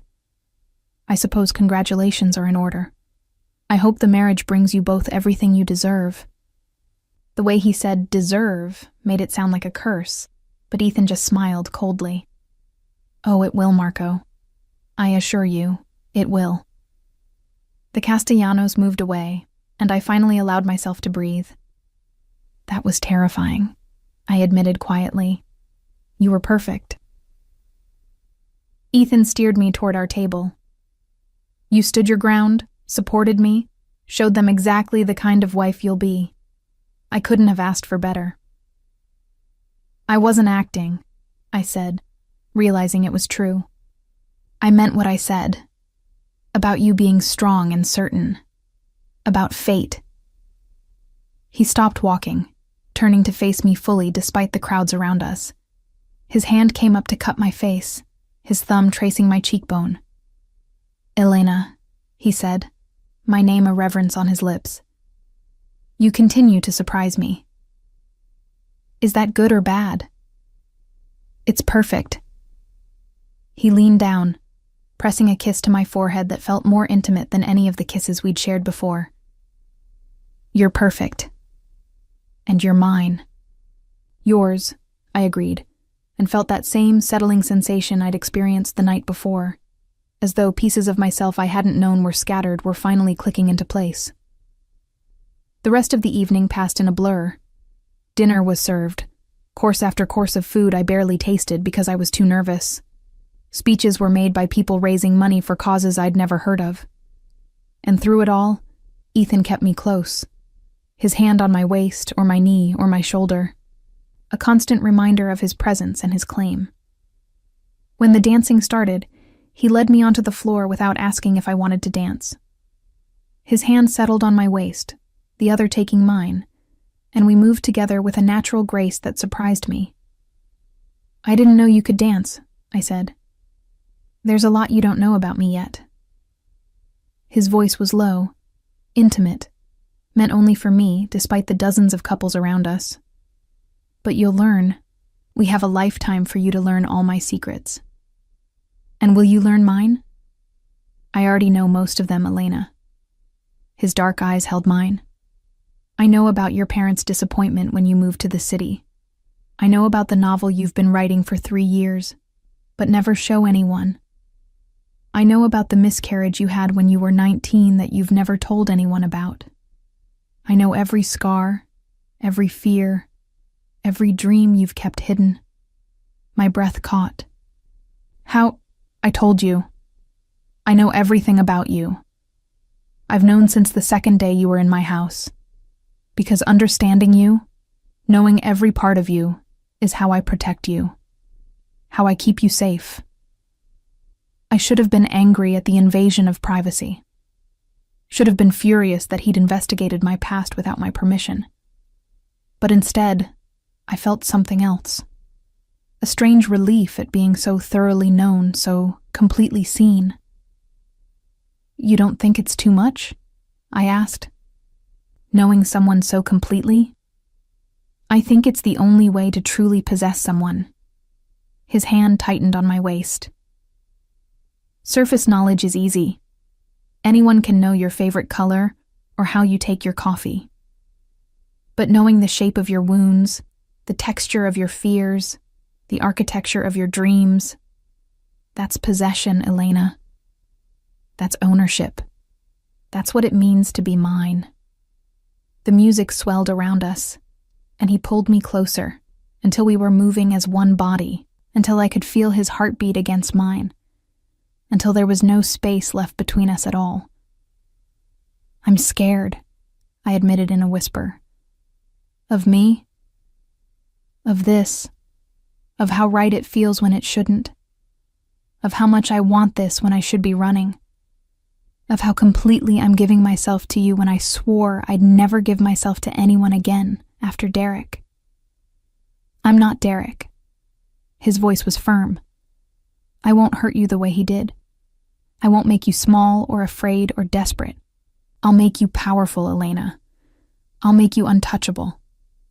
I'll give you everything you've ever wanted and things you didn't know you needed. And all I ask in return is that you give yourself to me completely, that you trust me to protect you, to cherish you, to keep you safe from everyone, including yourself." "That's a lot to ask." "I know, but I'm asking anyway." He leaned down, his lips brushing my ear. "Say yes again, Elena. Say you'll marry me.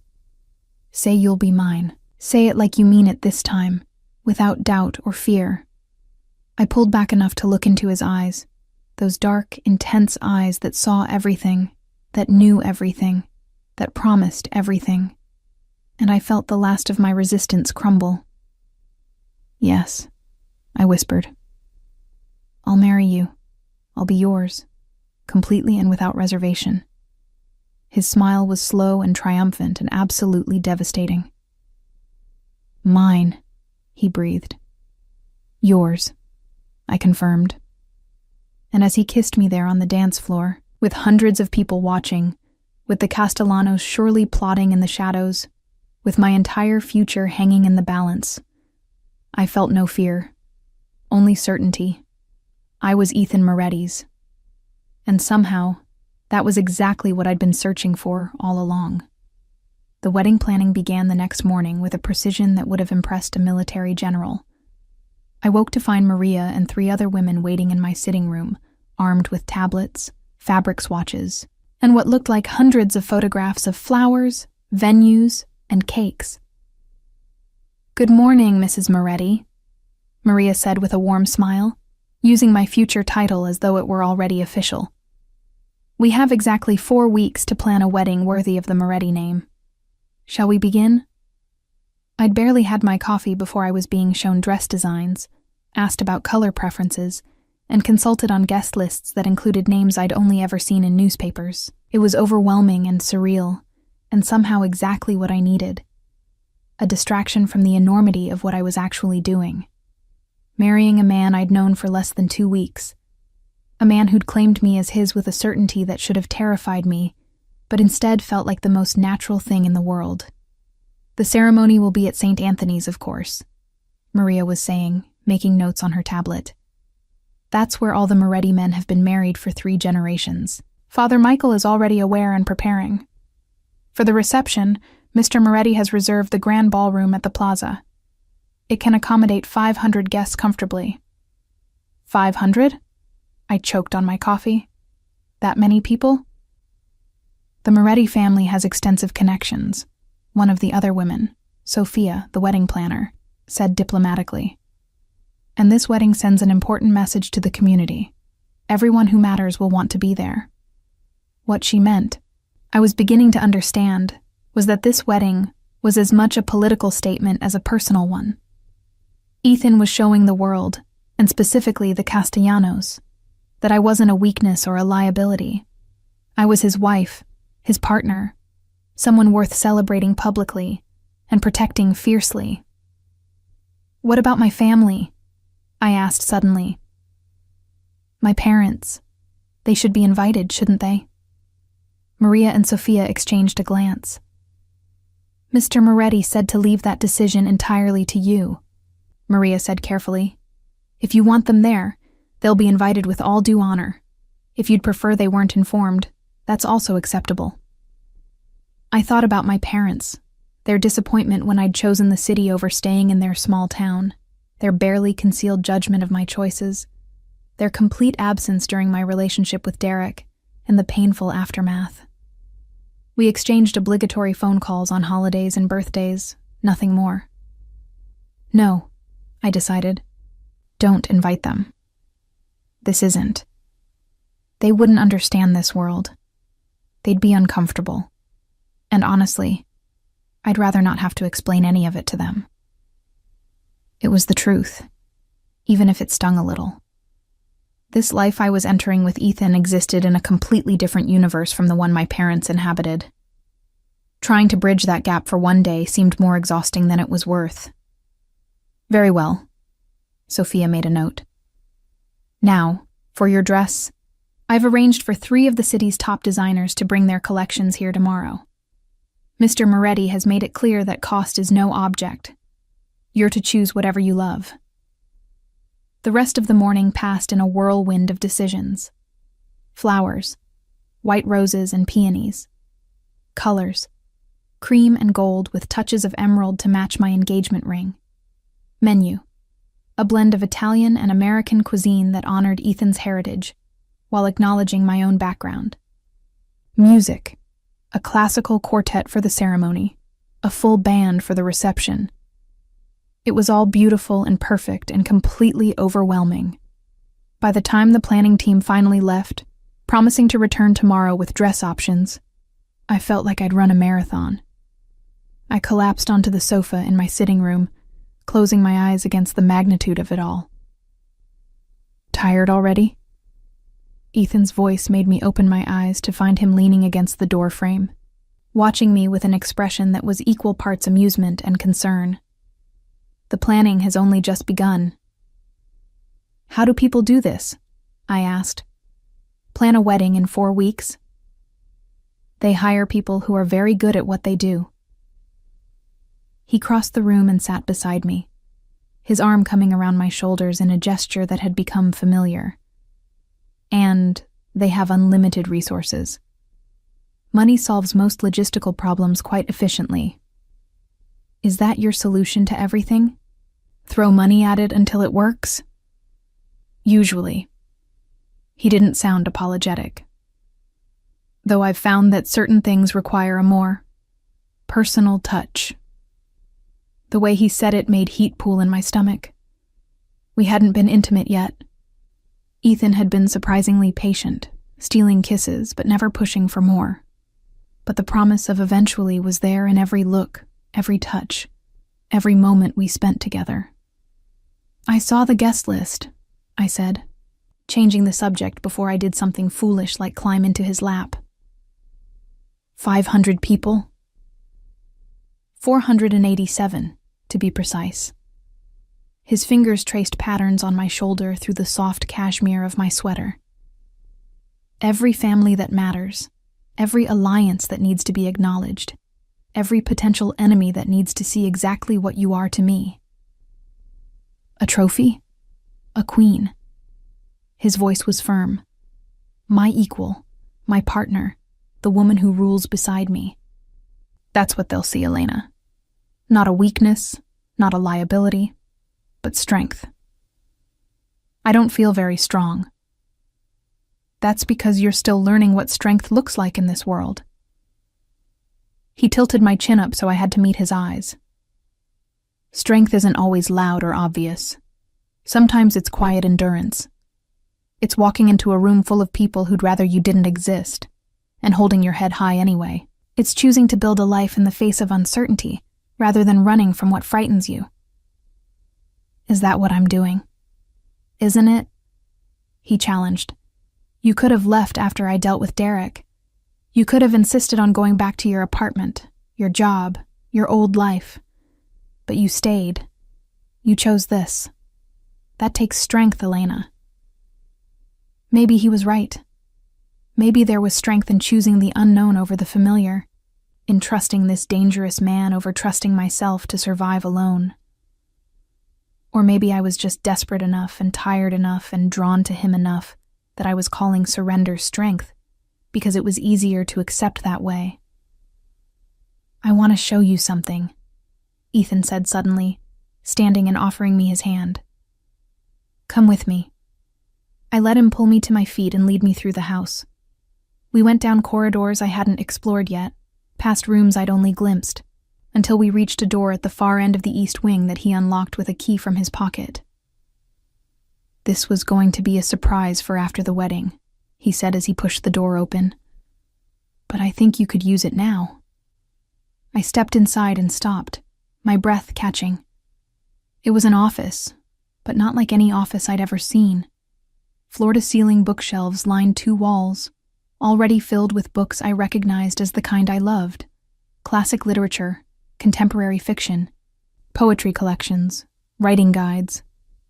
A large mahogany desk sat in front of windows that overlooked the gardens, its surface clear, except for a state-of-the-art laptop, and a leather journal embossed with my initials. But it was the far corner that made tears prick my eyes. There was a cozy reading nook with a deep armchair positioned perfectly to catch the afternoon light, a small table beside it already set with a French press, and a collection of premium coffee beans. And on the wall above, framed in simple but elegant frames, were the first 3 chapters of the novel I'd been writing. The one I'd never shown anyone. The one I was certain no one even knew existed. How did you... I couldn't finish the question.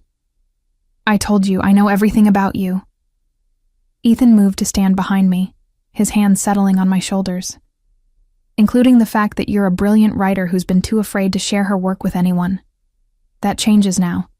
You can't just... I can, and I did. His voice was firm, but gentle. Elena, you're going to be my wife. That means you'll want for nothing, including time and space to pursue your dreams. This room is yours, your sanctuary. You can write here, read here, exist here without anyone bothering you. And when you're ready, when you've finished that novel you've been working on, I have connections with publishers who would be thrilled to read it. You've thought of everything. That's what I do. His lips brushed my temple. I see what people need, sometimes before they know they need it themselves, and I provide it. It's how I've built my empire. It's how I'll take care of you. I turned in his arms, looking up at this man who'd upended my life so completely. This is too much, Ethan. The room, the wedding, all of it. I don't know how to accept all this without feeling like I owe you everything. You don't owe me anything.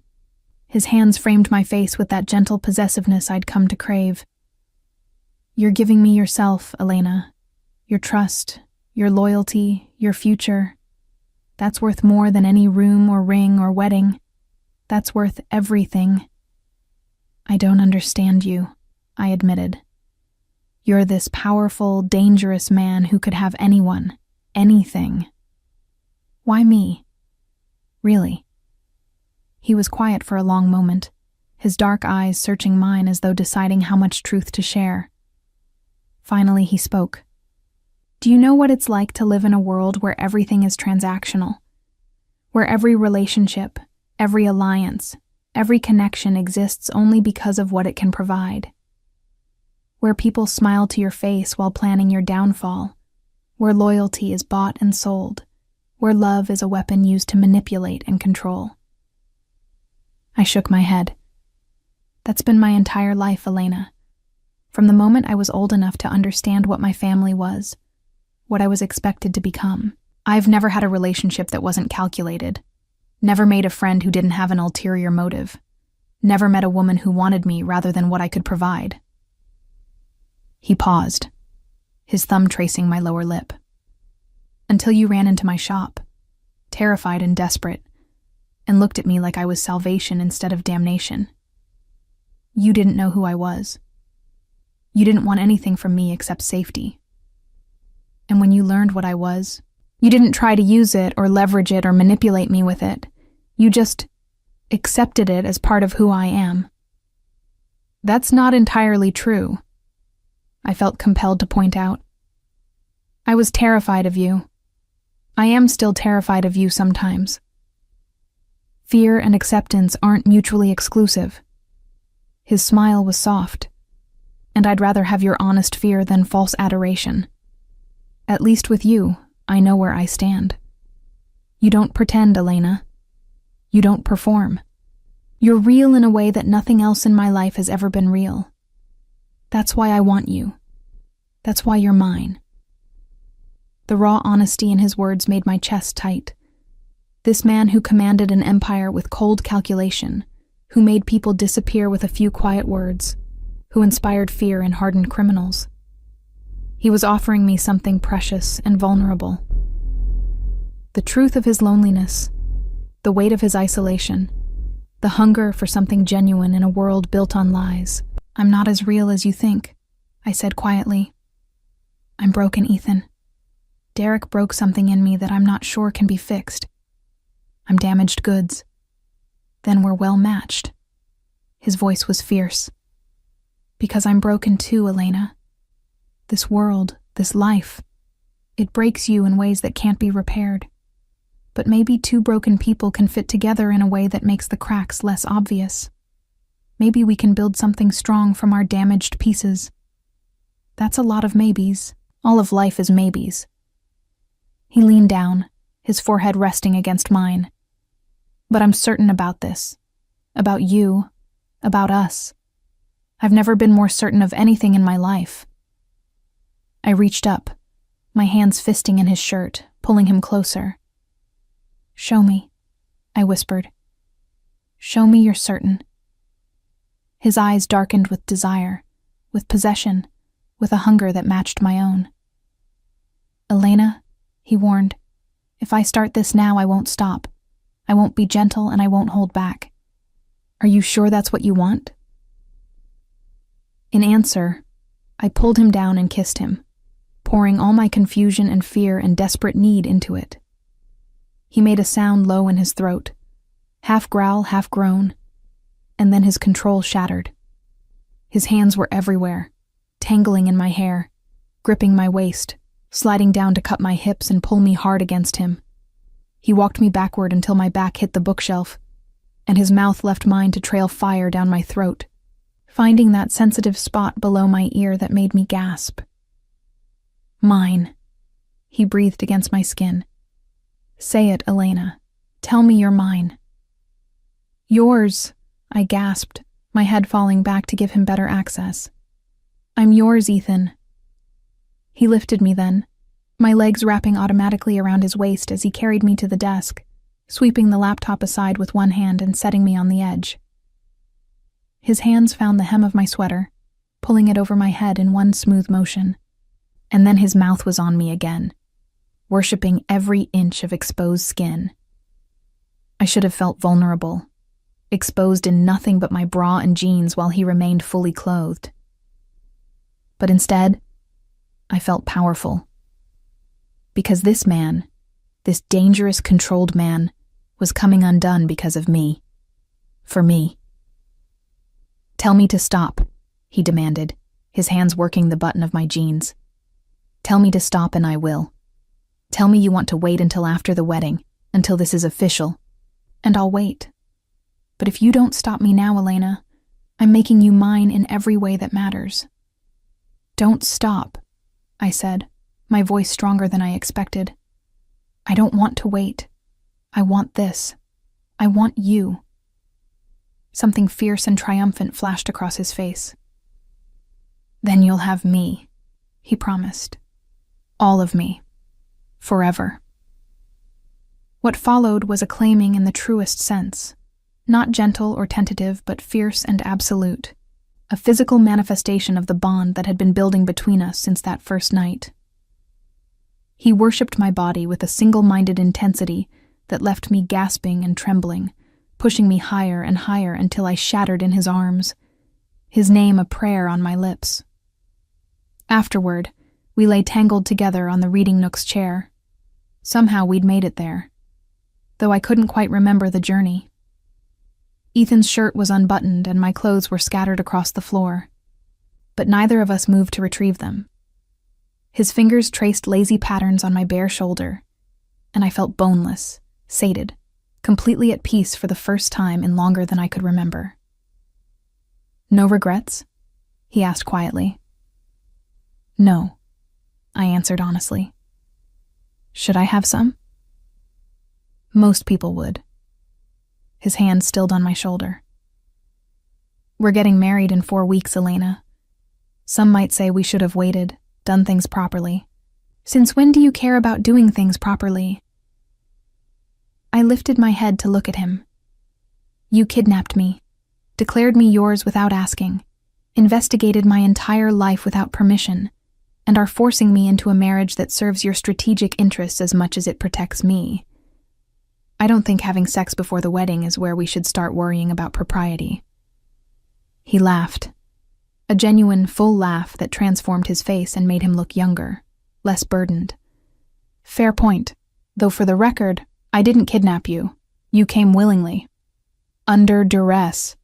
Under my protection. His hand resumed its gentle patterns. There's a difference. Is there? I challenged, though I was smiling. Yes. He grew serious again. Kidnapping implies you're a prisoner, but you're not, Elena. You never have been. You could walk out that door right now if you truly wanted to. I'd hate it. I'd probably follow you. I'd definitely make sure you were protected from a distance. But I wouldn't force you to stay. You say that now, after you've already claimed me in every way possible. I say that always. His dark eyes held mine. You're mine by choice, Elena. Your choice, even if I pushed you toward making it. That matters to me. It matters more than you know. I believed him, against all logic and reason. I believed that this dangerous man with his calculated ruthlessness and his empire built on fear actually cared about my consent, my choice, my agency in all of this. I'm still scared, I admitted. Not of you, exactly, but of how much I want this, of how right it feels when it shouldn't, of how completely I've given myself to you in such a short time. Good. His voice was firm. Fear keeps you alert, keeps you aware of the stakes. Just don't let it paralyze you. We're building something here, Elena. Something real and lasting. But it requires courage. From both of us. What are you afraid of? I asked, curious. You don't seem afraid of anything. I'm afraid of losing you. The admission was quiet, but absolute. I'm afraid that you'll wake up one day and realize what you've bound yourself to, what kind of man I really am, and you'll look at me with fear or disgust instead of acceptance. I'm afraid that loving you... He stopped, his jaw tightening. Loving me? I prompted, my heart hammering. Yes. He met my eyes steadily. Loving you. That's what this is, Elena. I didn't plan it, didn't expect it. But somewhere between you running into my shop and right now, I fell in love with you. And that terrifies me more than any enemy or rival or threat I've ever faced. Because loving you gives you power over me that no one else has ever had. Tears pricked my eyes at the raw honesty in his voice. I don't want power over you. I know. That's one of the reasons I love you. He pulled me closer, tucking my head under his chin. You don't want to manipulate or control me. You just want to be safe, to be seen, to be cherished. And I can give you all of that, Elena. I will give you all of that and more, every day for the rest of our lives. I think. I hesitated, then decided to be as honest as he'd been. I think I might be falling in love with you too. Or maybe I already have. I don't know how to tell the difference between love and Stockholm Syndrome and gratitude and desire and everything else I feel when I'm with you. Does it matter? He asked. As long as you choose to stay, as long as you want this life with me. Does it matter what we call it? I guess not. I relaxed against him, listening to the steady beat of his heart. But for what it's worth, I'm choosing to call it love. Because that feels true in a way nothing else has in a very long time. His arms tightened around me. Then I'll take it. I'll take your love and your trust and your loyalty, and I'll give you mine in return. We'll build something unshakable, Elena. Something that no enemy can tear down, no threat can damage, no force can destroy. That's a big promise. I keep my promises. He pressed a kiss to the top of my head. Always.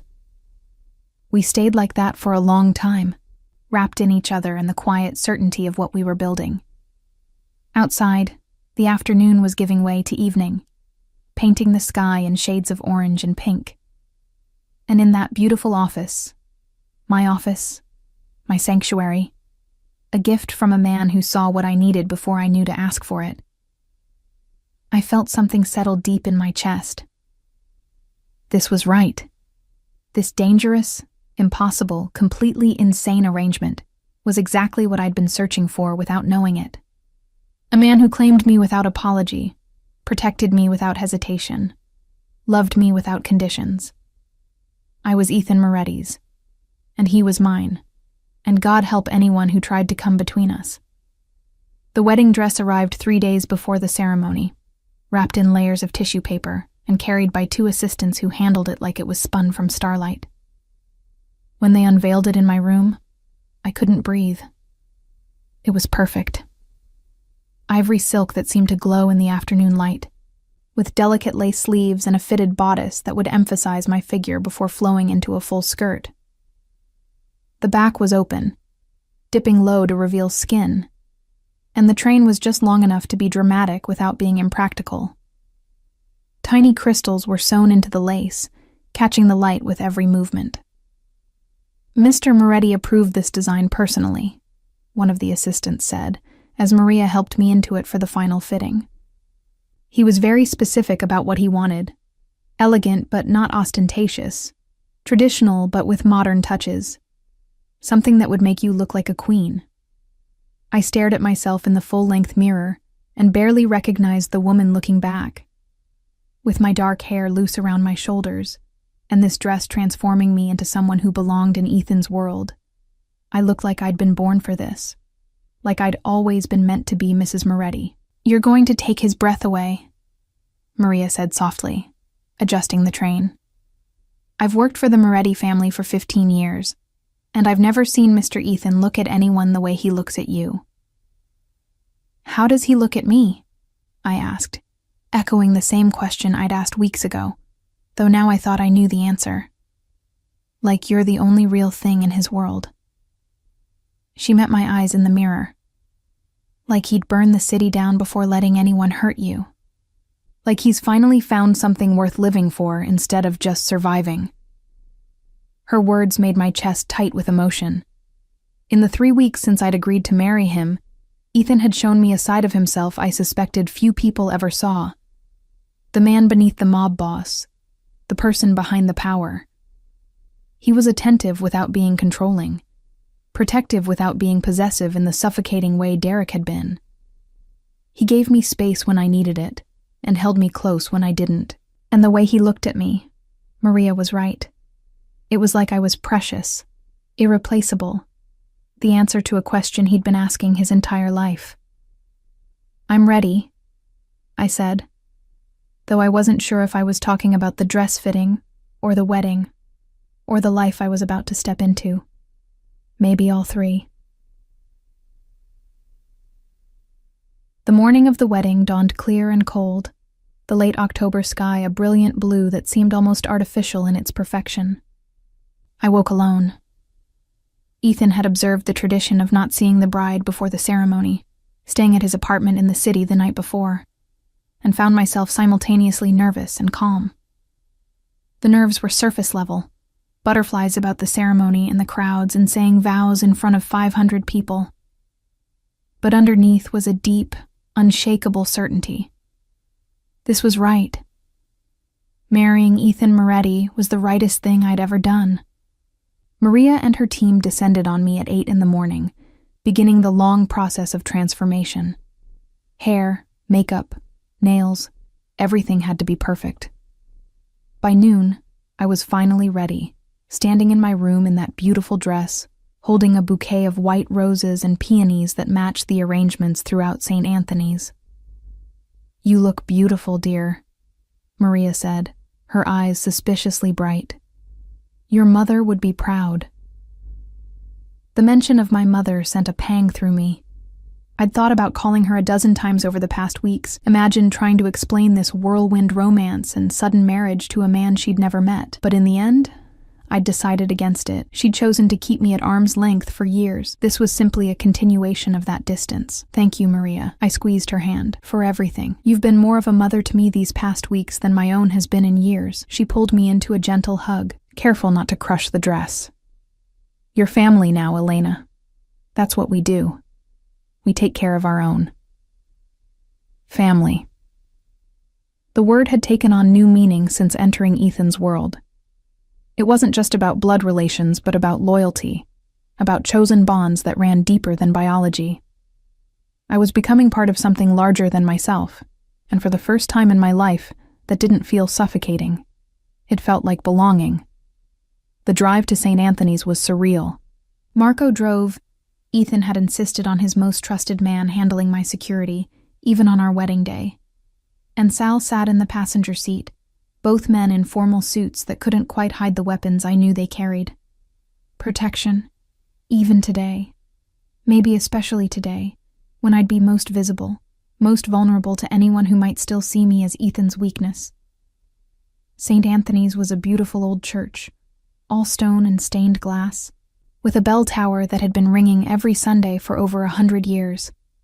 As we pulled up to the entrance, I could see crowds of people already inside.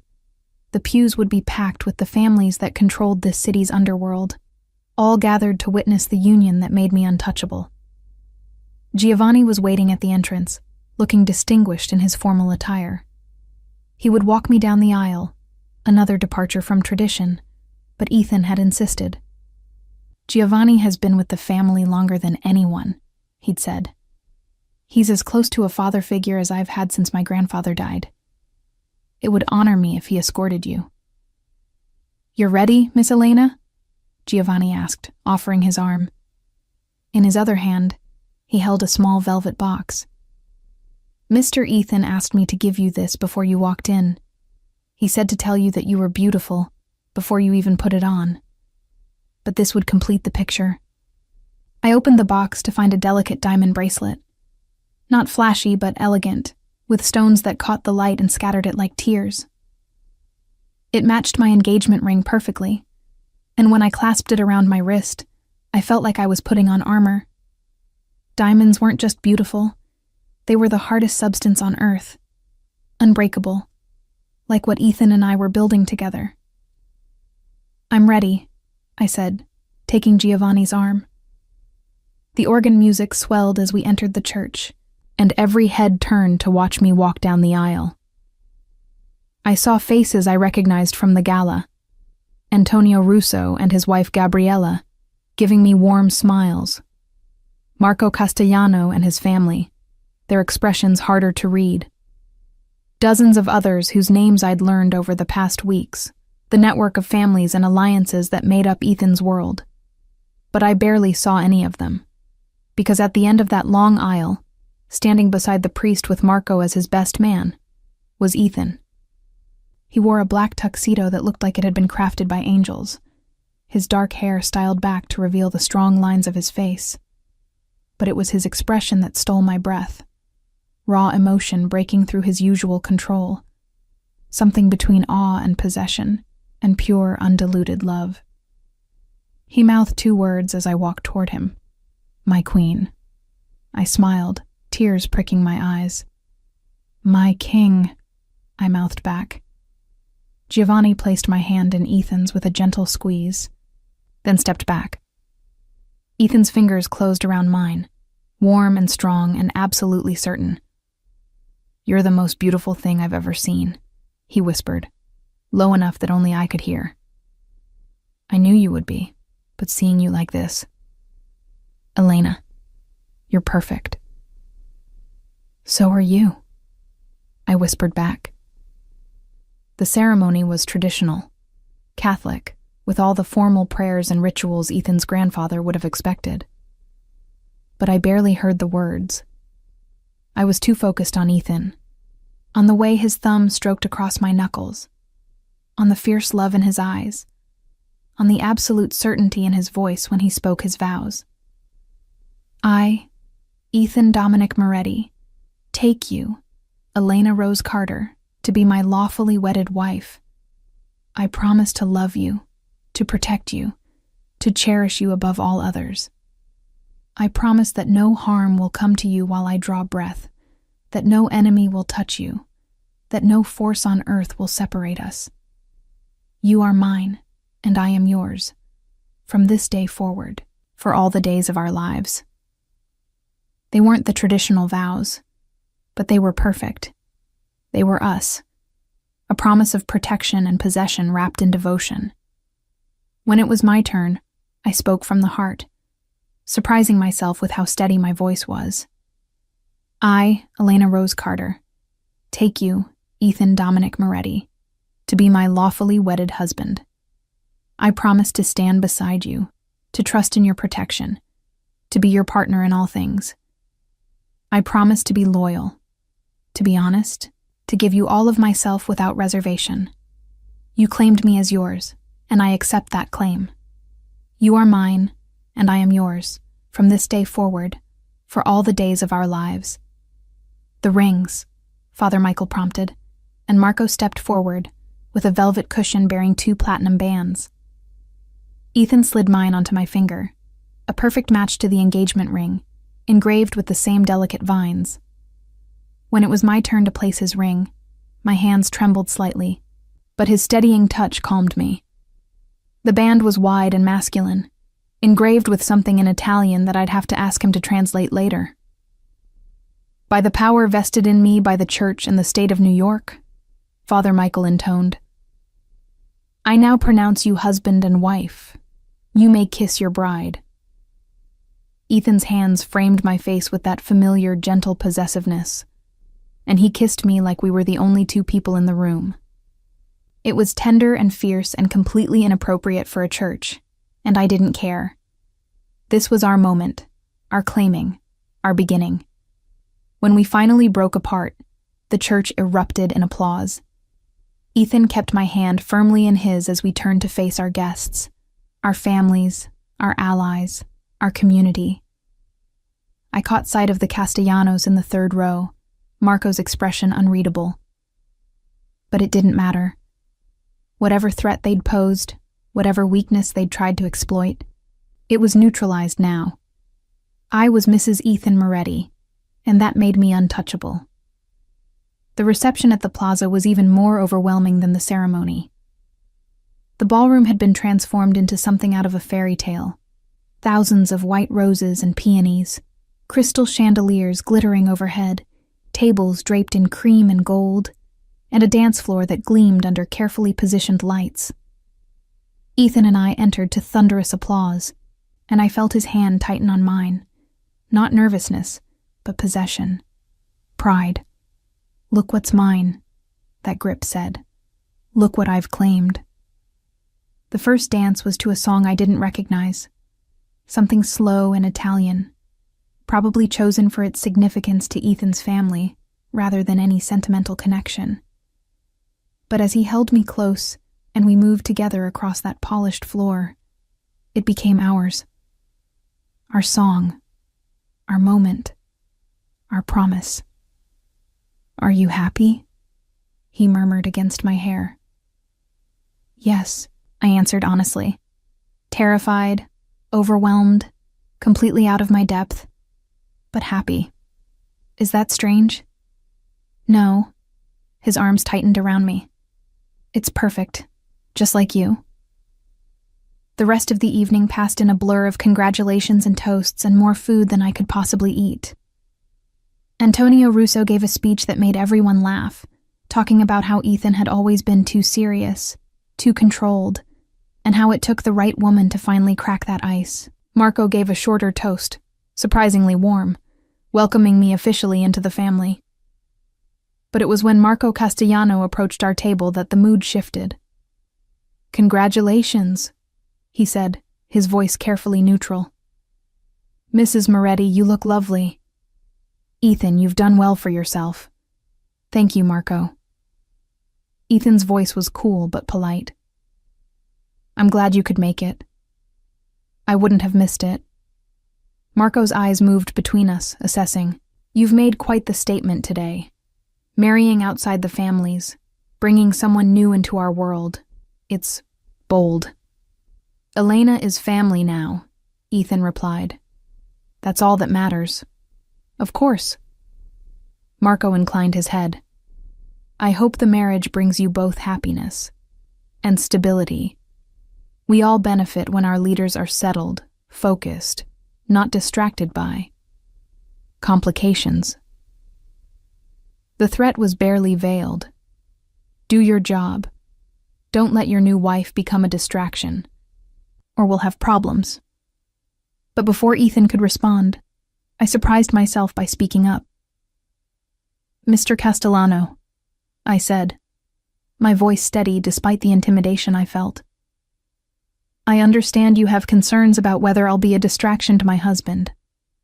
Let me assure you, I have no intention of interfering with Ethan's business or his responsibilities to the families, but I also have no intention of being seen as a weakness.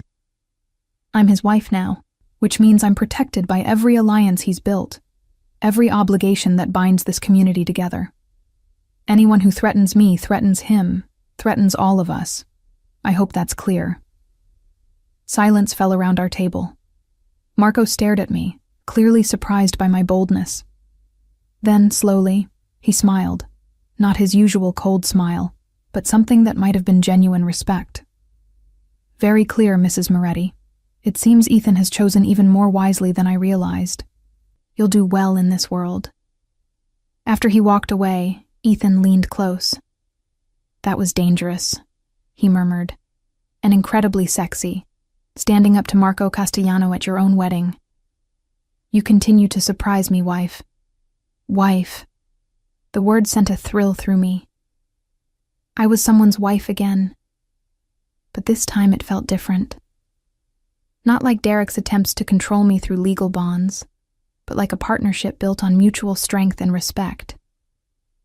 I meant what I said, I told him.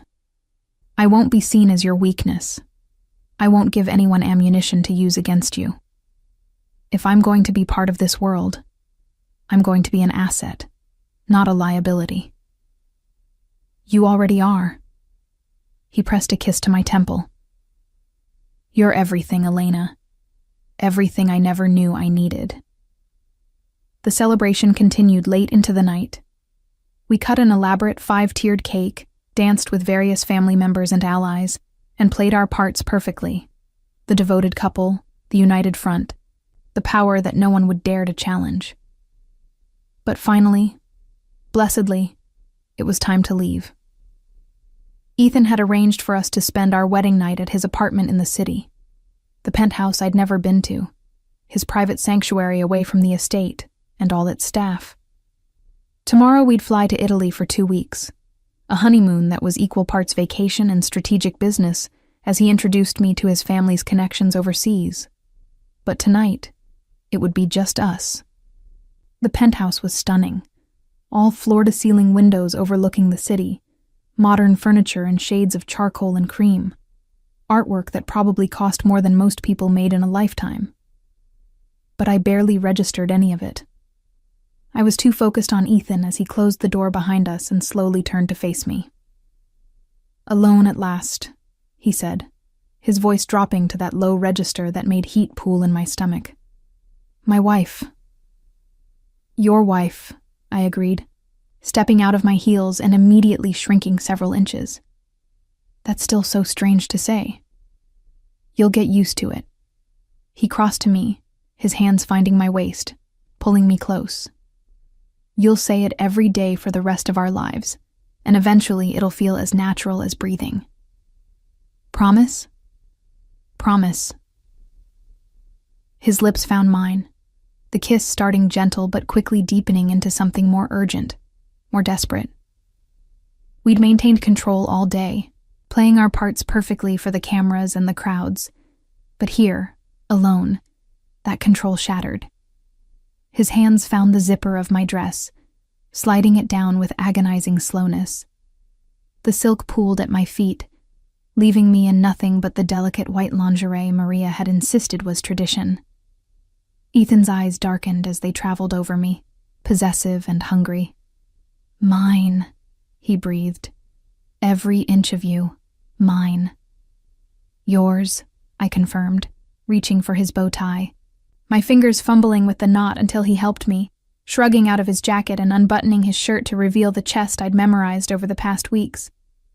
What followed was different from that first time in my office, less desperate, more deliberate. He worshipped every inch of me with his hands and mouth, taking his time, learning what made me gasp and shiver and beg. And when he finally claimed me, it felt like a completion, like the final piece of a puzzle clicking into place. Afterward, we lay tangled in his bed, our bed now, my head on his chest as his fingers traced lazy patterns on my bare shoulder. No regrets? He asked, echoing that same question from weeks ago. None, I answered honestly. This is insane and impulsive and probably the craziest thing I've ever done, but I don't regret any of it. Good. His arms tightened around me. Because you're stuck with me now, Mrs. Moretti. For better or worse, richer or poorer. Though let's be honest, it'll always be richer with me. In sickness and health, till death do us part.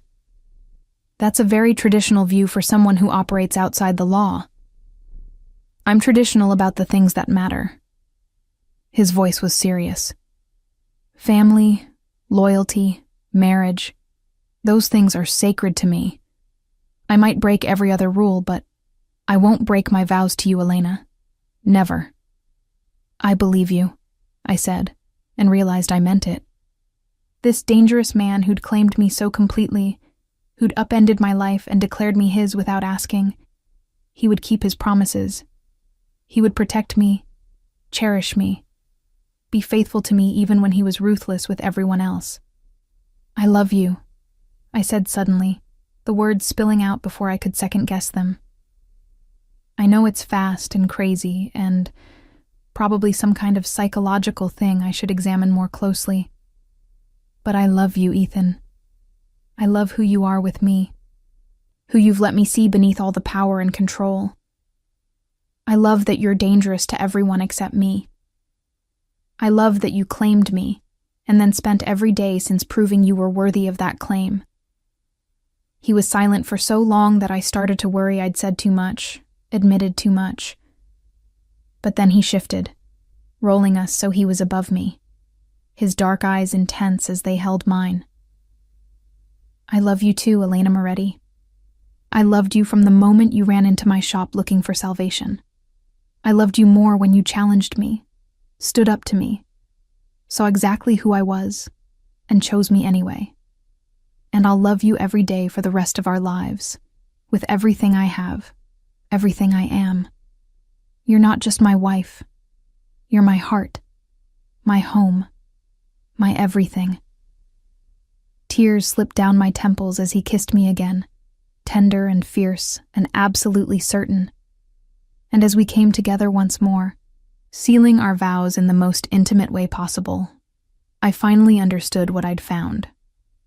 Not just protection from Derek or safety or security, though I had all of those things, but something deeper, something I'd been searching for my whole life without knowing it. A place where I belonged, a person who saw me completely and loved me anyway. A future built not on fear or desperation, but on choice and devotion, and an unshakable certainty that we were meant to be exactly here, exactly together. I'd run into Ethan Moretti's shop to escape danger, but I'd found so much more than safety. I'd found love. I'd found home. I'd found myself. And I'd found a man who would burn the world down before letting anything hurt me. 3 months later, I stood in the kitchen of our estate, watching snow fall gently outside the windows. My hand rested on my still flat stomach, though the pregnancy test in my pocket said I wouldn't be flat much longer. Ethan and I had talked about children. Eventually, we'd said, after we'd had time to adjust to marriage, to really build our foundation. But apparently fate had other plans. Or maybe this was always meant to be. Another piece clicking into place, another chapter in a story that had started with me running through the rain and ended with me running toward the most dangerous man I'd ever met. I heard his footsteps before I saw him, that familiar cadence that made my heart race even now. His arms came around me from behind, his chin resting on my shoulder. "What are you thinking about?" he murmured. "The future," I said honestly. "Our future." "And what do you see?"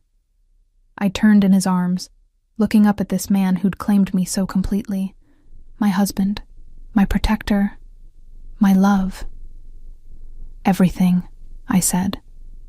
"I see everything." And I did. A future full of challenges and joy, of danger navigated together and triumphs celebrated side by side. A future where I was never alone, never unprotected, never unloved. A future built on the foundation of that rainy night when I'd run into a shop seeking escape and found salvation instead. "I love you," I said, "more every day." "I love you too," he replied. "Always and forever, my Elena, my wife, my everything." And as he kissed me there in our kitchen, with snow falling outside and our future spreading before us like an unwritten page, I knew I'd made the right choice. The only choice. I'd chosen Ethan Moretti. And he'd chosen me right back, forever.